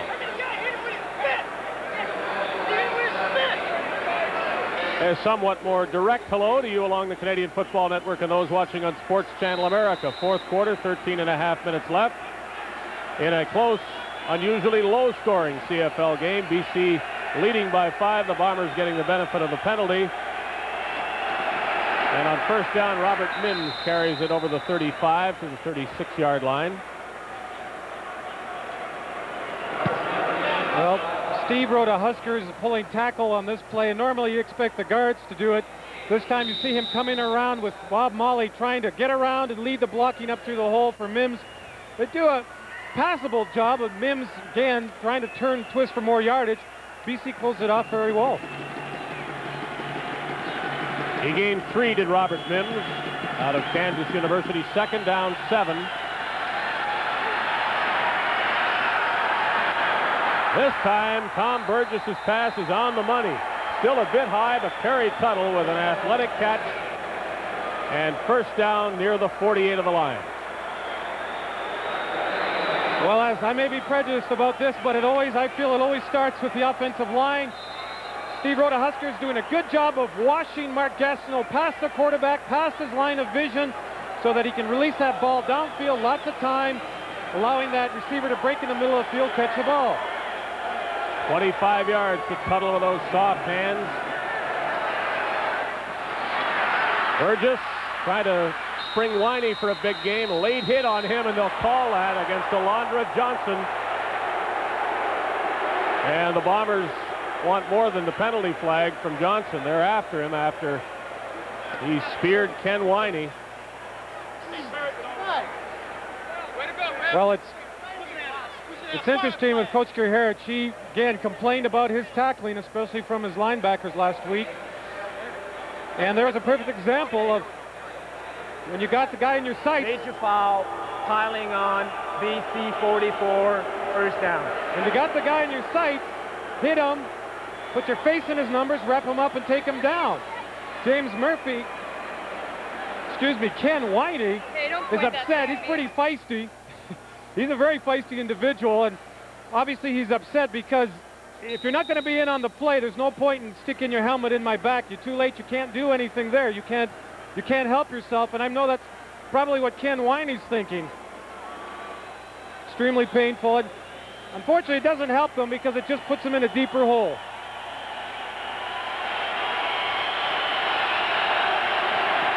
Mims off right tackle, trying to get to the 15-yard line. The rushing totals for the Bombers won't look great, but if they should come back and win this game, their ability and their willingness to run in the second half has had something to do with it. It has definitely perked up their entire offense. Robert Mims does carry it most often. Warren Hudson the odd time. They need 3, just a little more than 3 perhaps at second down. For the touchdown they've been trying to get all night, and the illegal procedure will hamper Winnipeg's efforts. Chris Walby got antsy that time. He started rocking back on his heels, waiting for Mark Gastineau to rush.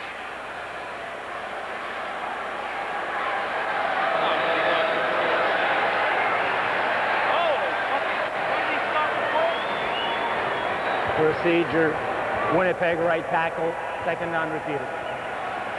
You see him there trying to get set and trying to get a jump on Gastineau, being in good fundamental position to take on the rusher. He tries to anticipate the snap of the count. He just anticipated a little too quickly. Well, Gastineau did jump a bit too, but maybe not enough to allow Walby to do what he did. So now it's 2nd and 8.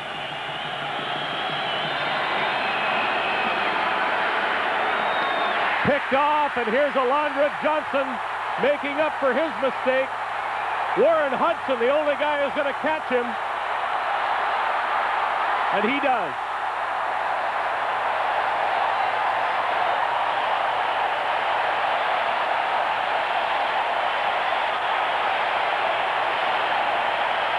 The biggest play of the game so far by Alondra Johnson.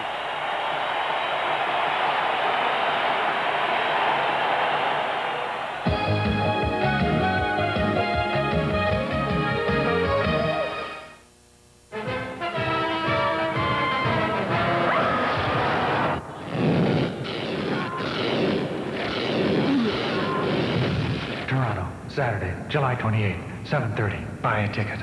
Feed the cats. It's a McDonald's summer. Stand up for sand, surf, and sun. Food, folks, and fun. McDonald's summer combos for just $3.99. The Big Mac combo. The McDLT combo. The McChicken combo. And with every combo comes a summer cup. Collect all 3 summer combos at McDonald's for $3.99. Come on, you know the one. McDonald's, for food, folks, and fun. When you get a real bang out of driving, only Ontario Auto Collision is worth its weight in gold. Solid gold service. That means you'll get Ontario Auto Collision's expert repairs and a solid gold finish backed by BASF's national 3-year written guarantee. With a 30-point inspection and a thorough cleaning of your whole vehicle, your solid gold service guarantee is only available at Ontario Auto Collision. We're here for all Ontario Auto Collision. vision, a better job every time.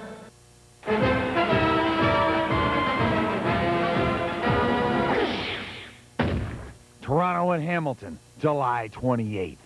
Buy a ticket. Feed the cats. Happier now than he was a moment ago. Alondra Johnson was called for a penalty and then saved the Lions and might have turned this game right around with a 72-yard, that's unofficial, run with an interception, putting the Lions first down at the Winnipeg 15-yard line. And credit Warren Hudson was saving a touchdown. Foggy, and he can run outside. Not anymore. Good pursuit by the Winnipeg defense. Tyrone Jones getting help underneath. Here's the big play by Johnson. You know, the first thing I thought of when he intercepted this was, in the film session after the game, he's dreading the thought that, Coach, I didn't mean to spear the guy. I couldn't stop. And that's all that's on his mind up until this point in the game. Now he's not so concerned about that because he knows down the line, I did exactly what a linebacker is supposed to do in a zone defense. I keep dropping back, deeper into my coverage and read the quarterback's eyes. Foggy lost 4, second down and 14 from the 19. Foggy for Willis. What a great play by Larry Willis, who has been pretty well the BC offense. And you had to know they would throw to him with Alexander out on the other side and Jan Carinci hurt. Larry Willis has done it all. And I think that's what makes a great player, is that you know that he does a good job normally. He's called upon to pick up the slack and do a little bit more, a little bit extra because you've got some people hurt and out of the game. And he does respond. He comes up with the big plays, and that's a mark of a true veteran. Not a bad pass by Foggy either. First and goal from the 4.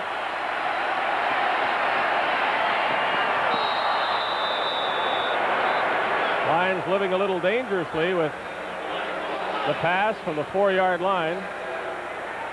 Well, Ricky Foggy that time was so zoned in or clued in to his receiver that he didn't properly read that the under coverage, or the man covering the receiver underneath, was Greg Battle. All he could see was that Willis had Rod Hill turned, and he thought, well, we're home free. Foggy looks to run, and he won't get there. Now an interesting call for the Lions on the sidelines. Third down. Looks like they're just over a yard away. A field goal gives them an 8-point lead. Go for it. If you don't get it, they've got a long way to go to score on you. And if Coach Koharich is true to form, he's going to go for it. From here, it looks like almost 2 yards that they need. There wasn't much hesitation. Now, you've got to show confidence in your offense, especially in situations like this.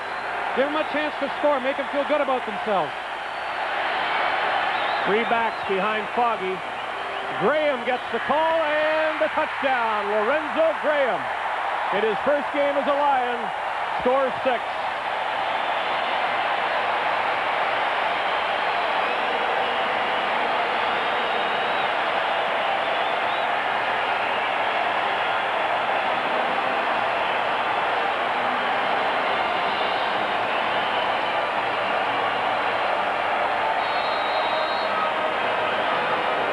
This is an incredibly gutsy play, I think.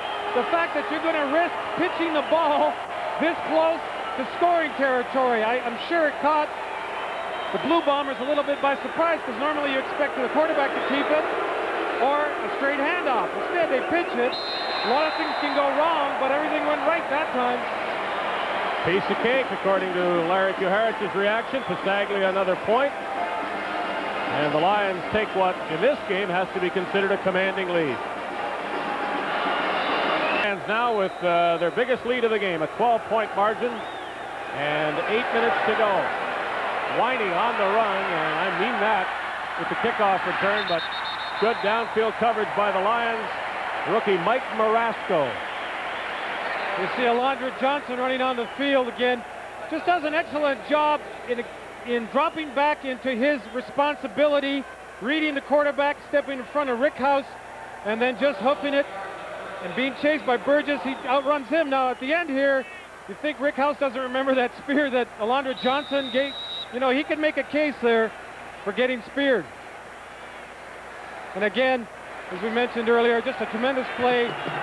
Caught them off balance by pitching it down near the goal line. Darrell Sampson doing all he could to keep Graham out. He just didn't get to him quite soon enough. Now the Bombers need touchdowns, no doubt about it.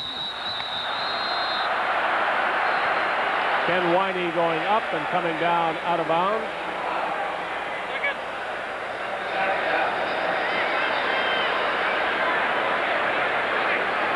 The start of this game, it was the 8th rated offense in the league, Winnipeg's, against the 8th rated defense in the league, BC's, and BC's defensive problems seem to have been solved by comparison to Winnipeg's offensive problems.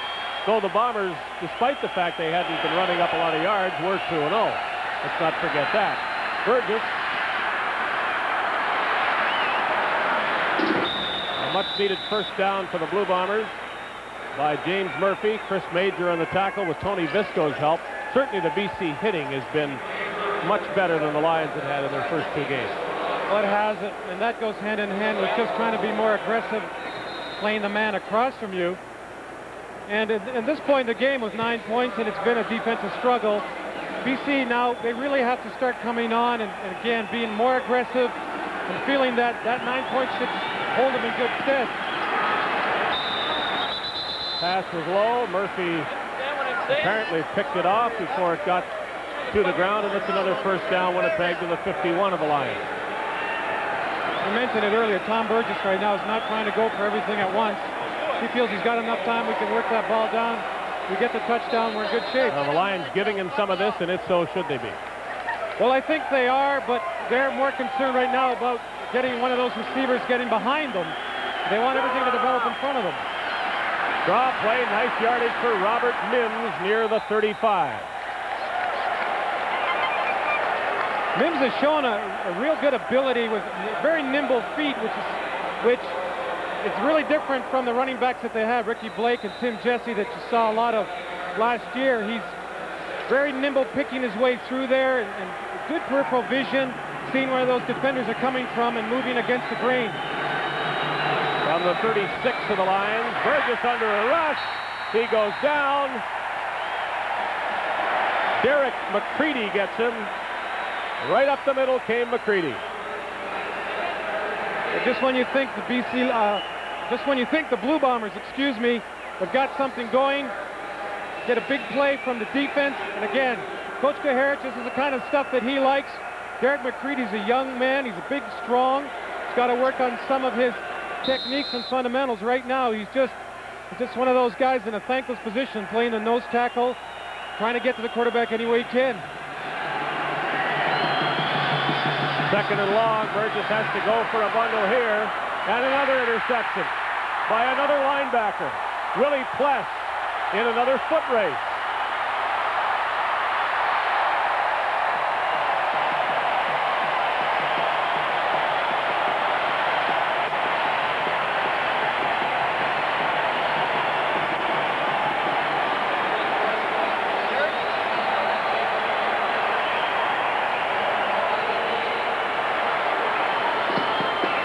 It almost seems like a duplicate play, that the one where you saw Alondra Johnson intercept the ball. Virtually the same type of drop, but this time with Willie Pless. And you're reading again, Burgess does not look off his receiver. You see him looking all the time.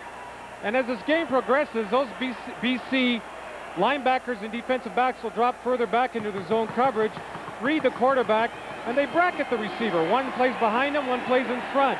The quarterback's not paying attention to the undercover man. A lot of times, he's going to get a chance to make the interception. Danny McManus warming up, and he might see some action late in this game, as it appears, certainly if the Lions get something here, that the Bombers are out of it.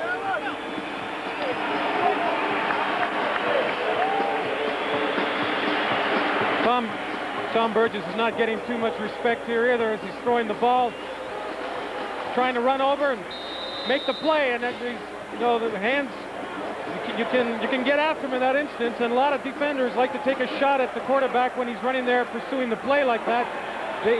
You can't be protected like you can in the pocket. Foggy to Kennard Martin. Greg Battle has him and puts him down, and now the tempers start to show themselves again.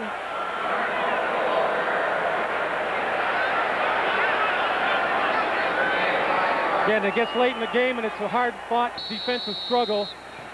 Tempers get short, especially when it gets humid and you're tired, and especially from the Bomber point of view, you're getting pushed back and you're down. Gain of 5 by Martin. The Bombers came here 2-0 and on top of the East, and they're going to leave here wondering about an offense that couldn't score a touchdown. They're not when the game was close, at least. Foggy flips away, pitches the ball. That's Graham.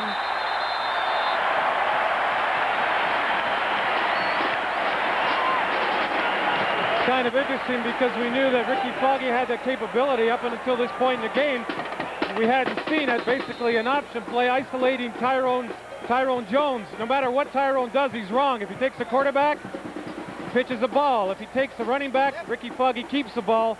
And they picked an opportune moment to use that play. Been a workmanlike effort by Ricky Foggy, who's not your normal second stringer. He did start the season, as we said, as the guy calling the signals for the Lions. But as long as Flutie's healthy, Foggy didn't expect to play a whole lot. Obviously, some problems for Kennard Martin.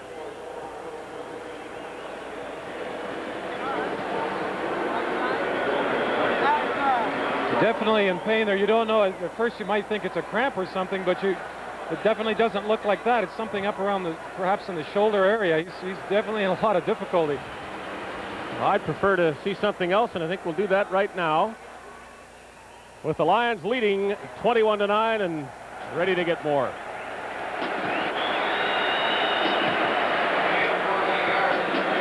Has suffered a neck injury and is through for the night. His job having been done better than it was the first 2 tries. He's got to feel definitely better about himself and what he was able to accomplish here tonight. And once again, he's a proud athlete, and he knew he had a lot of work to do to get to the point where he'd start to feel comfortable. And you can see some of the signs of that coming now. 3:09 to go in this game as the Lions try for their first win of the season, and if they get it, only the Toronto Argos will be without a victory, and they'll try for that. Their first win tomorrow in Hamilton. And if the Bombers go on to lose this game, the Calgary Stampeders are the only undefeated team.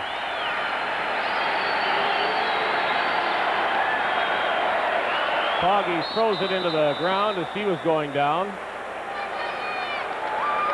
Well, at this point, definitely the Blue Bombers are going to try to press now and get somebody free to get to the quarterback, try to create some type of turnover. And Ricky Foggy, you know, an intelligent move there. Let's not lose field position. If I can at all get rid of it, we'll take those 3 points and we'll be in good shape. If you're the Bombers, you tell yourselves that in the CFL, anything can happen. But if you haven't scored a touchdown in all this time and you need 2 to win, I guess it's understandable that you think you're going to lose.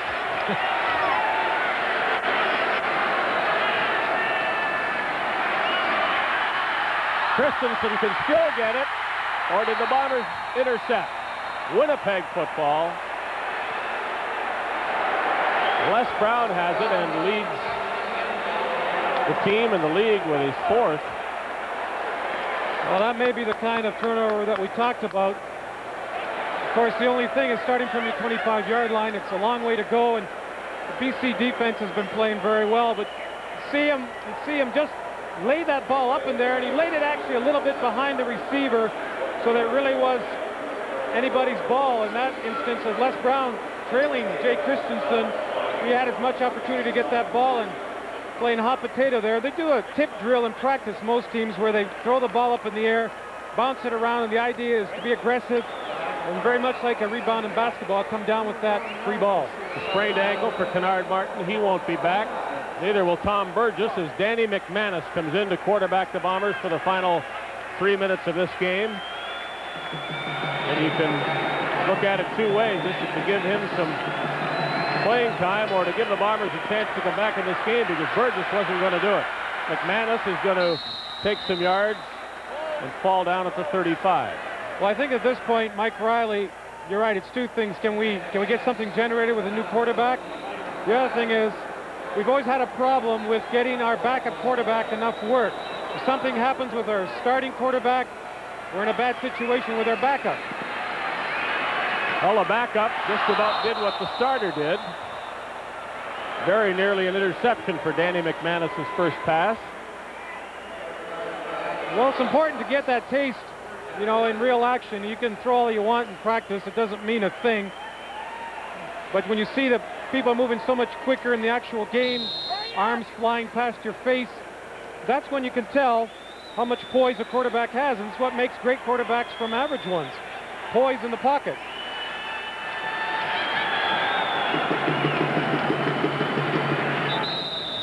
It's third and short, and the Blue Bombers appear to have it. Well, what they've got to do now, it's late in the game, if they want to put something together now, they've got to start hustling, getting off the field, getting on the field, getting back into the huddle, calling the play, getting up and going right away. Can't take too long here. 2:49 as the clock moves. Winnipeg tried without success to avoid an offside, and that can happen with the new quarterback, inexperienced in the ways of the CFL. McManus' signals weren't quite right, or the Bombers were too hasty getting off the line of scrimmage, and it's a penalty against Winnipeg.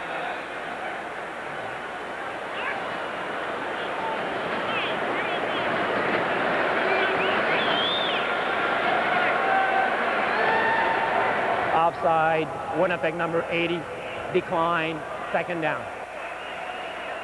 It's a new quarterback. His cadence is a little bit different, and you get used to listening to one guy all the time. It's almost like a swan dive into the pool. Streeter right on the edge, not wanting to get wet, but he did.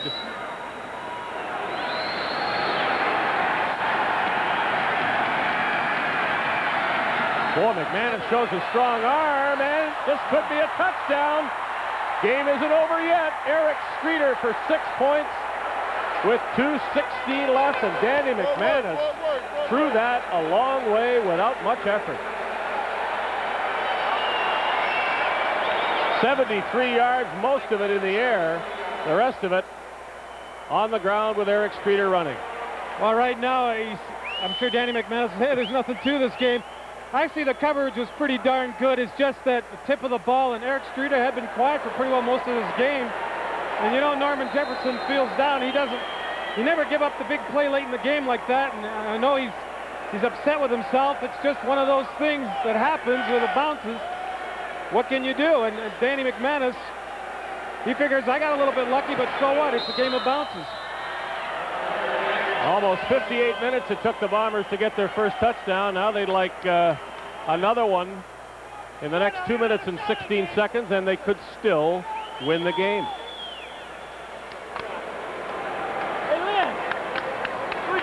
Our Molson MVP will be chosen following the game, and for much of the night it looked as though it would be a BC Lion, but the Bombers still have their chance. Maybe the insertion of Danny McManus had something to do with lifting the Bombers back into this game. I don't know if Burgess could have thrown that pass. McManus' arm looks stronger to me. Well, yeah, it's hard to say. At this point, all Danny McManus is trying to do, sure, you know, you're going to go for the long pass and try and get a quick touchdown. But I don't know, do you really believe that you're going to do it late in the game against the team that's dropping far back and waiting for you to try that type of thing? Lions expecting a short kick. Kennard crosses him up and now hopes the ball doesn't bounce too far. And the Bombers are unlucky as that ball goes right through the end zone.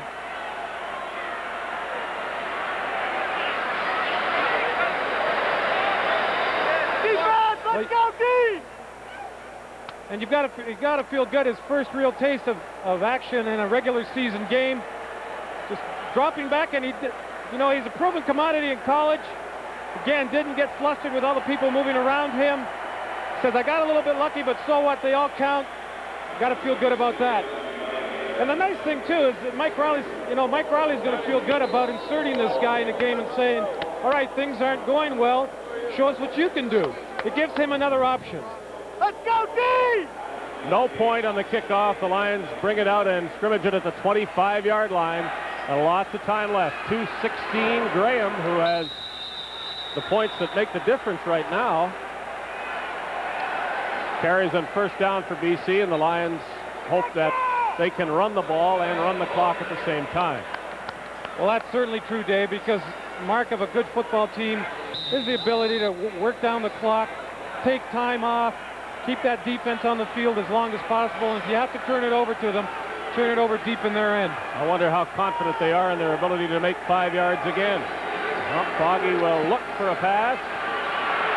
West is chasing him. And West gets him with a very big defensive play for the Blue Bombers. James West will make the Lions punt.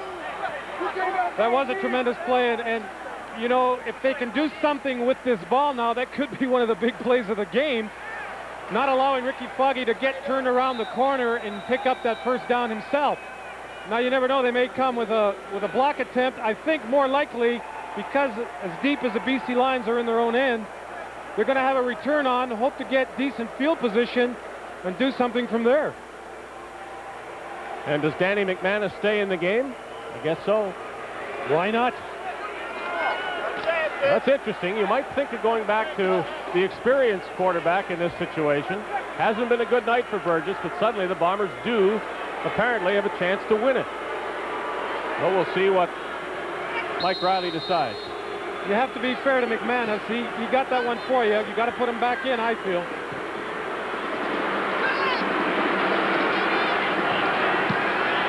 Not Pasaglia's best punt. Winey watches it bounce out of bounds. They'll put it at the 46, 47-yard line of the Blue Bombers. And it is Danny McManus returning to quarterback the Bombers for the final 1:47. Rod Hill's had a rough night, and you're watching him walking off the field. You've got to help feel that some of that extracurricular stuff that went on earlier in the game took a little bit of the wind out of his sails. Well, I wonder if McManus would call Eric Streeter's number again, right off the bat.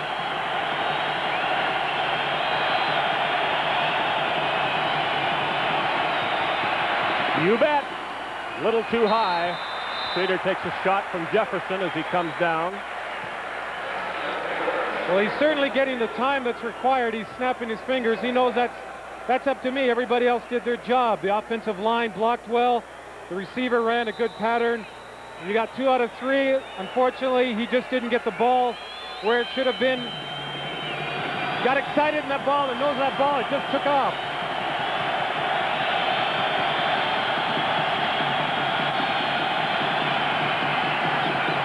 McManus under a rush. Throws it. It's a catch and looks like a first down. Streeter again. Well, there's definitely a rapport going on right now between McManus and Streeter. And Streeter makes a smart move. It runs past that first down area far enough so that he can work back, catch the ball, and still have a first down. McManus almost didn't get the snap. Now he throws it up for Streeter, and he doesn't know where the ball is. Jefferson does, but it's too far for him. Just as soon as you say that Danny McManus is getting time, I'm sure the BC Lions realize that too, that they've got to start putting some heat on him because he seems to be, you know, he's going for at least 25, 30 yards each time. They're flying over people trying to get him to flinch, try to do anything to disrupt his concentration. They figure he's a young guy in there. Maybe we can get him unsettled. That human missile was Willie Pless. Second down, Lions 52.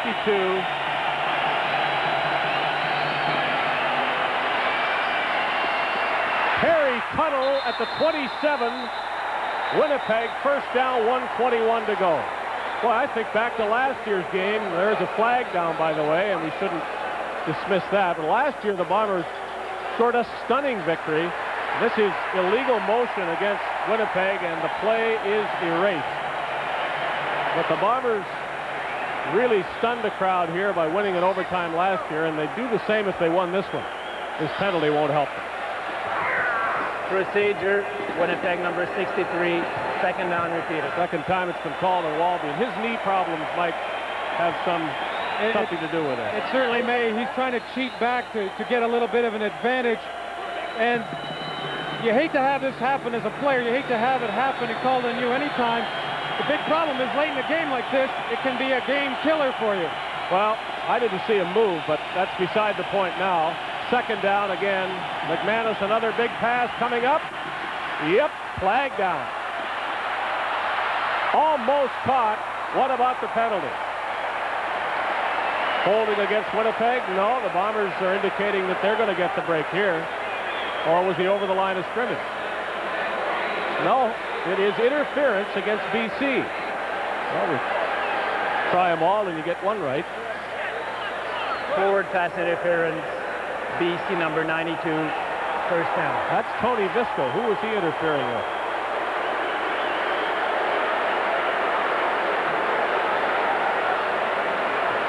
You don't want to look at Coach Gerhardt right now, giving a team life, and especially you only get so many chances. It's like Russian roulette. You can't keep doing things that give the other team a chance, and both sides don't want to win this game right now. They come after McManus. He throws it for House. Who's got it? Rick House has got it at the 15-yard line.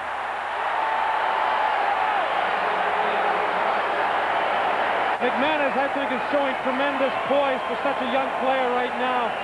Rick House, again, you go to your veterans when you need a big play late in the game. He's showing a good touch on the ball and pinpoint, really a pinpoint throw. House is covered well. Bombers at Streeter, Tuttle to the left. Murphy and House to the right, and Danny McManus calls the signals. Blitz coming. He throws it up for a touchdown with still 49 seconds on the clock. Another stunning comeback by the Winnipeg Blue Bombers. Danny McManus, a late game hero, but it's not over yet. They are ahead by one now. I wonder if they'd go for two and try and get up by three. Well, Kennard's on, but the thing with, you can understand now why the Winnipeg Blue Bombers pursued this guy so ardently over 2 seasons. Now, Danny McManus went to the NFL out of college, and he came up to Winnipeg after a stint with Kansas City and went back down again. But you can understand what they saw in this man. He showed tremendous poise like a veteran player. And the thing he's been doing extremely well is he's not letting the situation get to him. He just stands in the pocket, or if the rush goes past him, he just moves up, throws the ball, and he looks like, I've been doing this all my life. There's nothing to it. I mean, you can't put a guy in a more pressure-packed situation. This is how people respond. If that's the way he responds, I think they found their backup quarterback.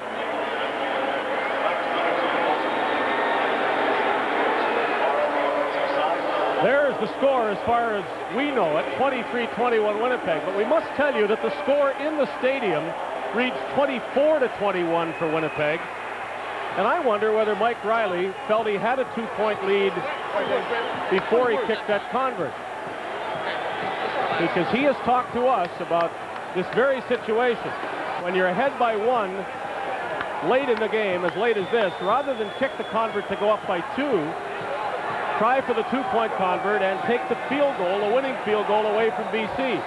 In this instance, he kicked a 1-point convert, and the score goes up 24-21 Winnipeg in the stadium. Well, the score is 23-21 as far as we're concerned. No point having been awarded on Trevor Kennard's kickoff. Yeah, you would hope in this situation, he's got somebody on the sidelines telling him, Coach, this is what it is. This is the situation that we're in.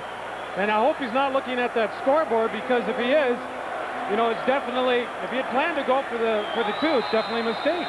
We believe the score in the stadium to be wrong and the score on the bottom of your screen to be right.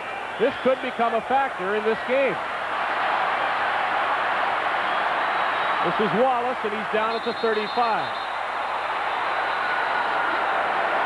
Now, if the Bombers lead by 2, the Lions can win with a field goal. If the Bombers lead by 3, the Lions can only tie with a field goal. We'll stick to our guns. 23-21, Winnipeg. Now, Ricky Foggy, again, in this situation, has to understand that we don't have to go for all the marbles here. Let's just move it down. Let Louis Passaglio do his thing. Foggy to the sidelines, and guess who? Larry Willis is going to be on the end of a lot of passes thrown by Foggy in this drive to the 45. Hi, Joni. Mitchell, Jeffrey Bradley. We'll see you in the morning. Yeah, but what's the score? As far as he's concerned, we're up. We say by 2. The stadium says by 3. Foggy with time. Pass is just plain dropped by Lorenzo Graham. 34 seconds left. That'll bring up second down. He looks as cool as a cucumber, and as I said earlier, you really can't put, essentially, in my opinion, a rookie into a more pressure-packed situation. But I'm sure all through college he had to deal with those particular types of situations in his career. And maybe he just figures, hey, it's just another day at the office. Second down. Foggy running right into some pursuit. Finds another receiver. This is Tolbert, close to a first down. A yard on Winnipeg's side of midfield. 27 seconds left. And it takes another first down or two to give Louis Passaglio a chance. Now, we wonder whether Mike Riley knows what the correct score is. It's not going to matter much to Larry Kuharich. He's going to kick a field goal no matter what. Well, again, you have people on the sidelines, your assistants, who are always aware of the particular situation, especially in regards to time and score and things like that. So I'm pretty sure that he'd be aware and has given Ricky Foggy instructions. Get some first downs. Get some first downs. Get some first downs. We'll let Louis do the rest. Our people on the sidelines tell us that both the Bombers and the Lions realize that the score in the stadium is wrong for what that's worth. And that doesn't mean the fans in the stands know what's happening. But they're going to cheer a field goal no matter what if it's made. Let's see if the Lions can get close enough to try one. Flag down.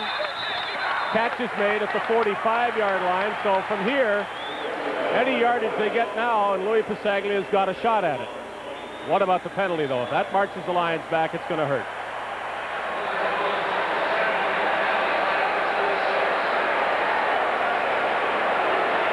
Penalty against Winnipeg.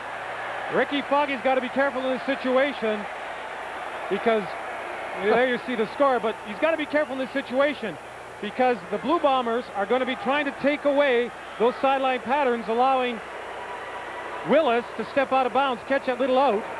Pass interference. Winnipeg number 35 declined.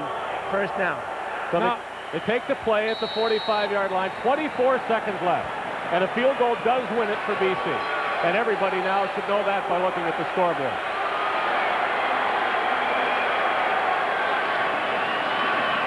Foggy pumped to go long. Tolbert is out of bounds. That will not count. No catch. Clock stopped, 19 seconds left. Well, he's still working the sideline patterns, and again, it's something that you work on in practice. The Blue Bombers, of course, want him to throw it into the middle, run some more time off that clock.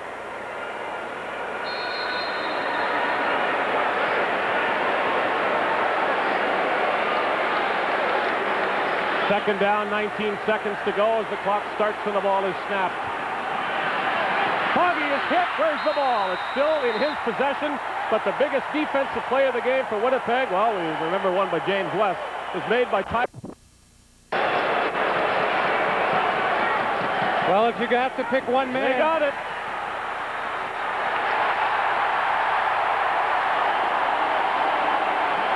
And here comes Pasaglia. Sorry, Dave. If you have to pick one guy, and who are you going to put the pressure on the shoulders? Pick the 15-year vet. He's seen all situations. Soon to be the all-time scoring leader in the CFL. This won't do it for him, but it could give the Lions a win. 42-yard field goal right in the middle of the field. Now the Bombers want timeout. Or do they? Well, here goes. For the win. And Flutie's in the hole.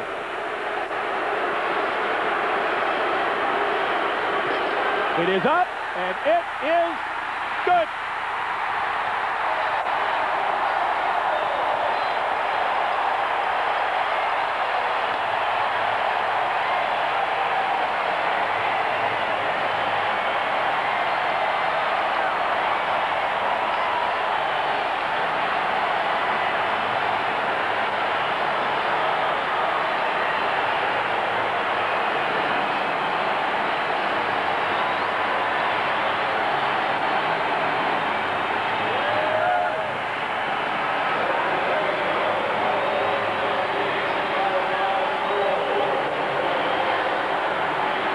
You see Doug Flutie back in the game. This one's too important to leave to anyone else. And then Louis just never felt there's any doubt. He's seen a lot of different situations in his years. Okay, you can see the tension in Coach Gerhardt's face. And there's two teams that both played their hearts out with a tremendous finish. Well, a lot of marks to Ricky Foggy for getting the Lions into position to make that kick by Louis Pasaglia, who now needs 11 points to be the all-time scoring leader. 3 of the most important right here.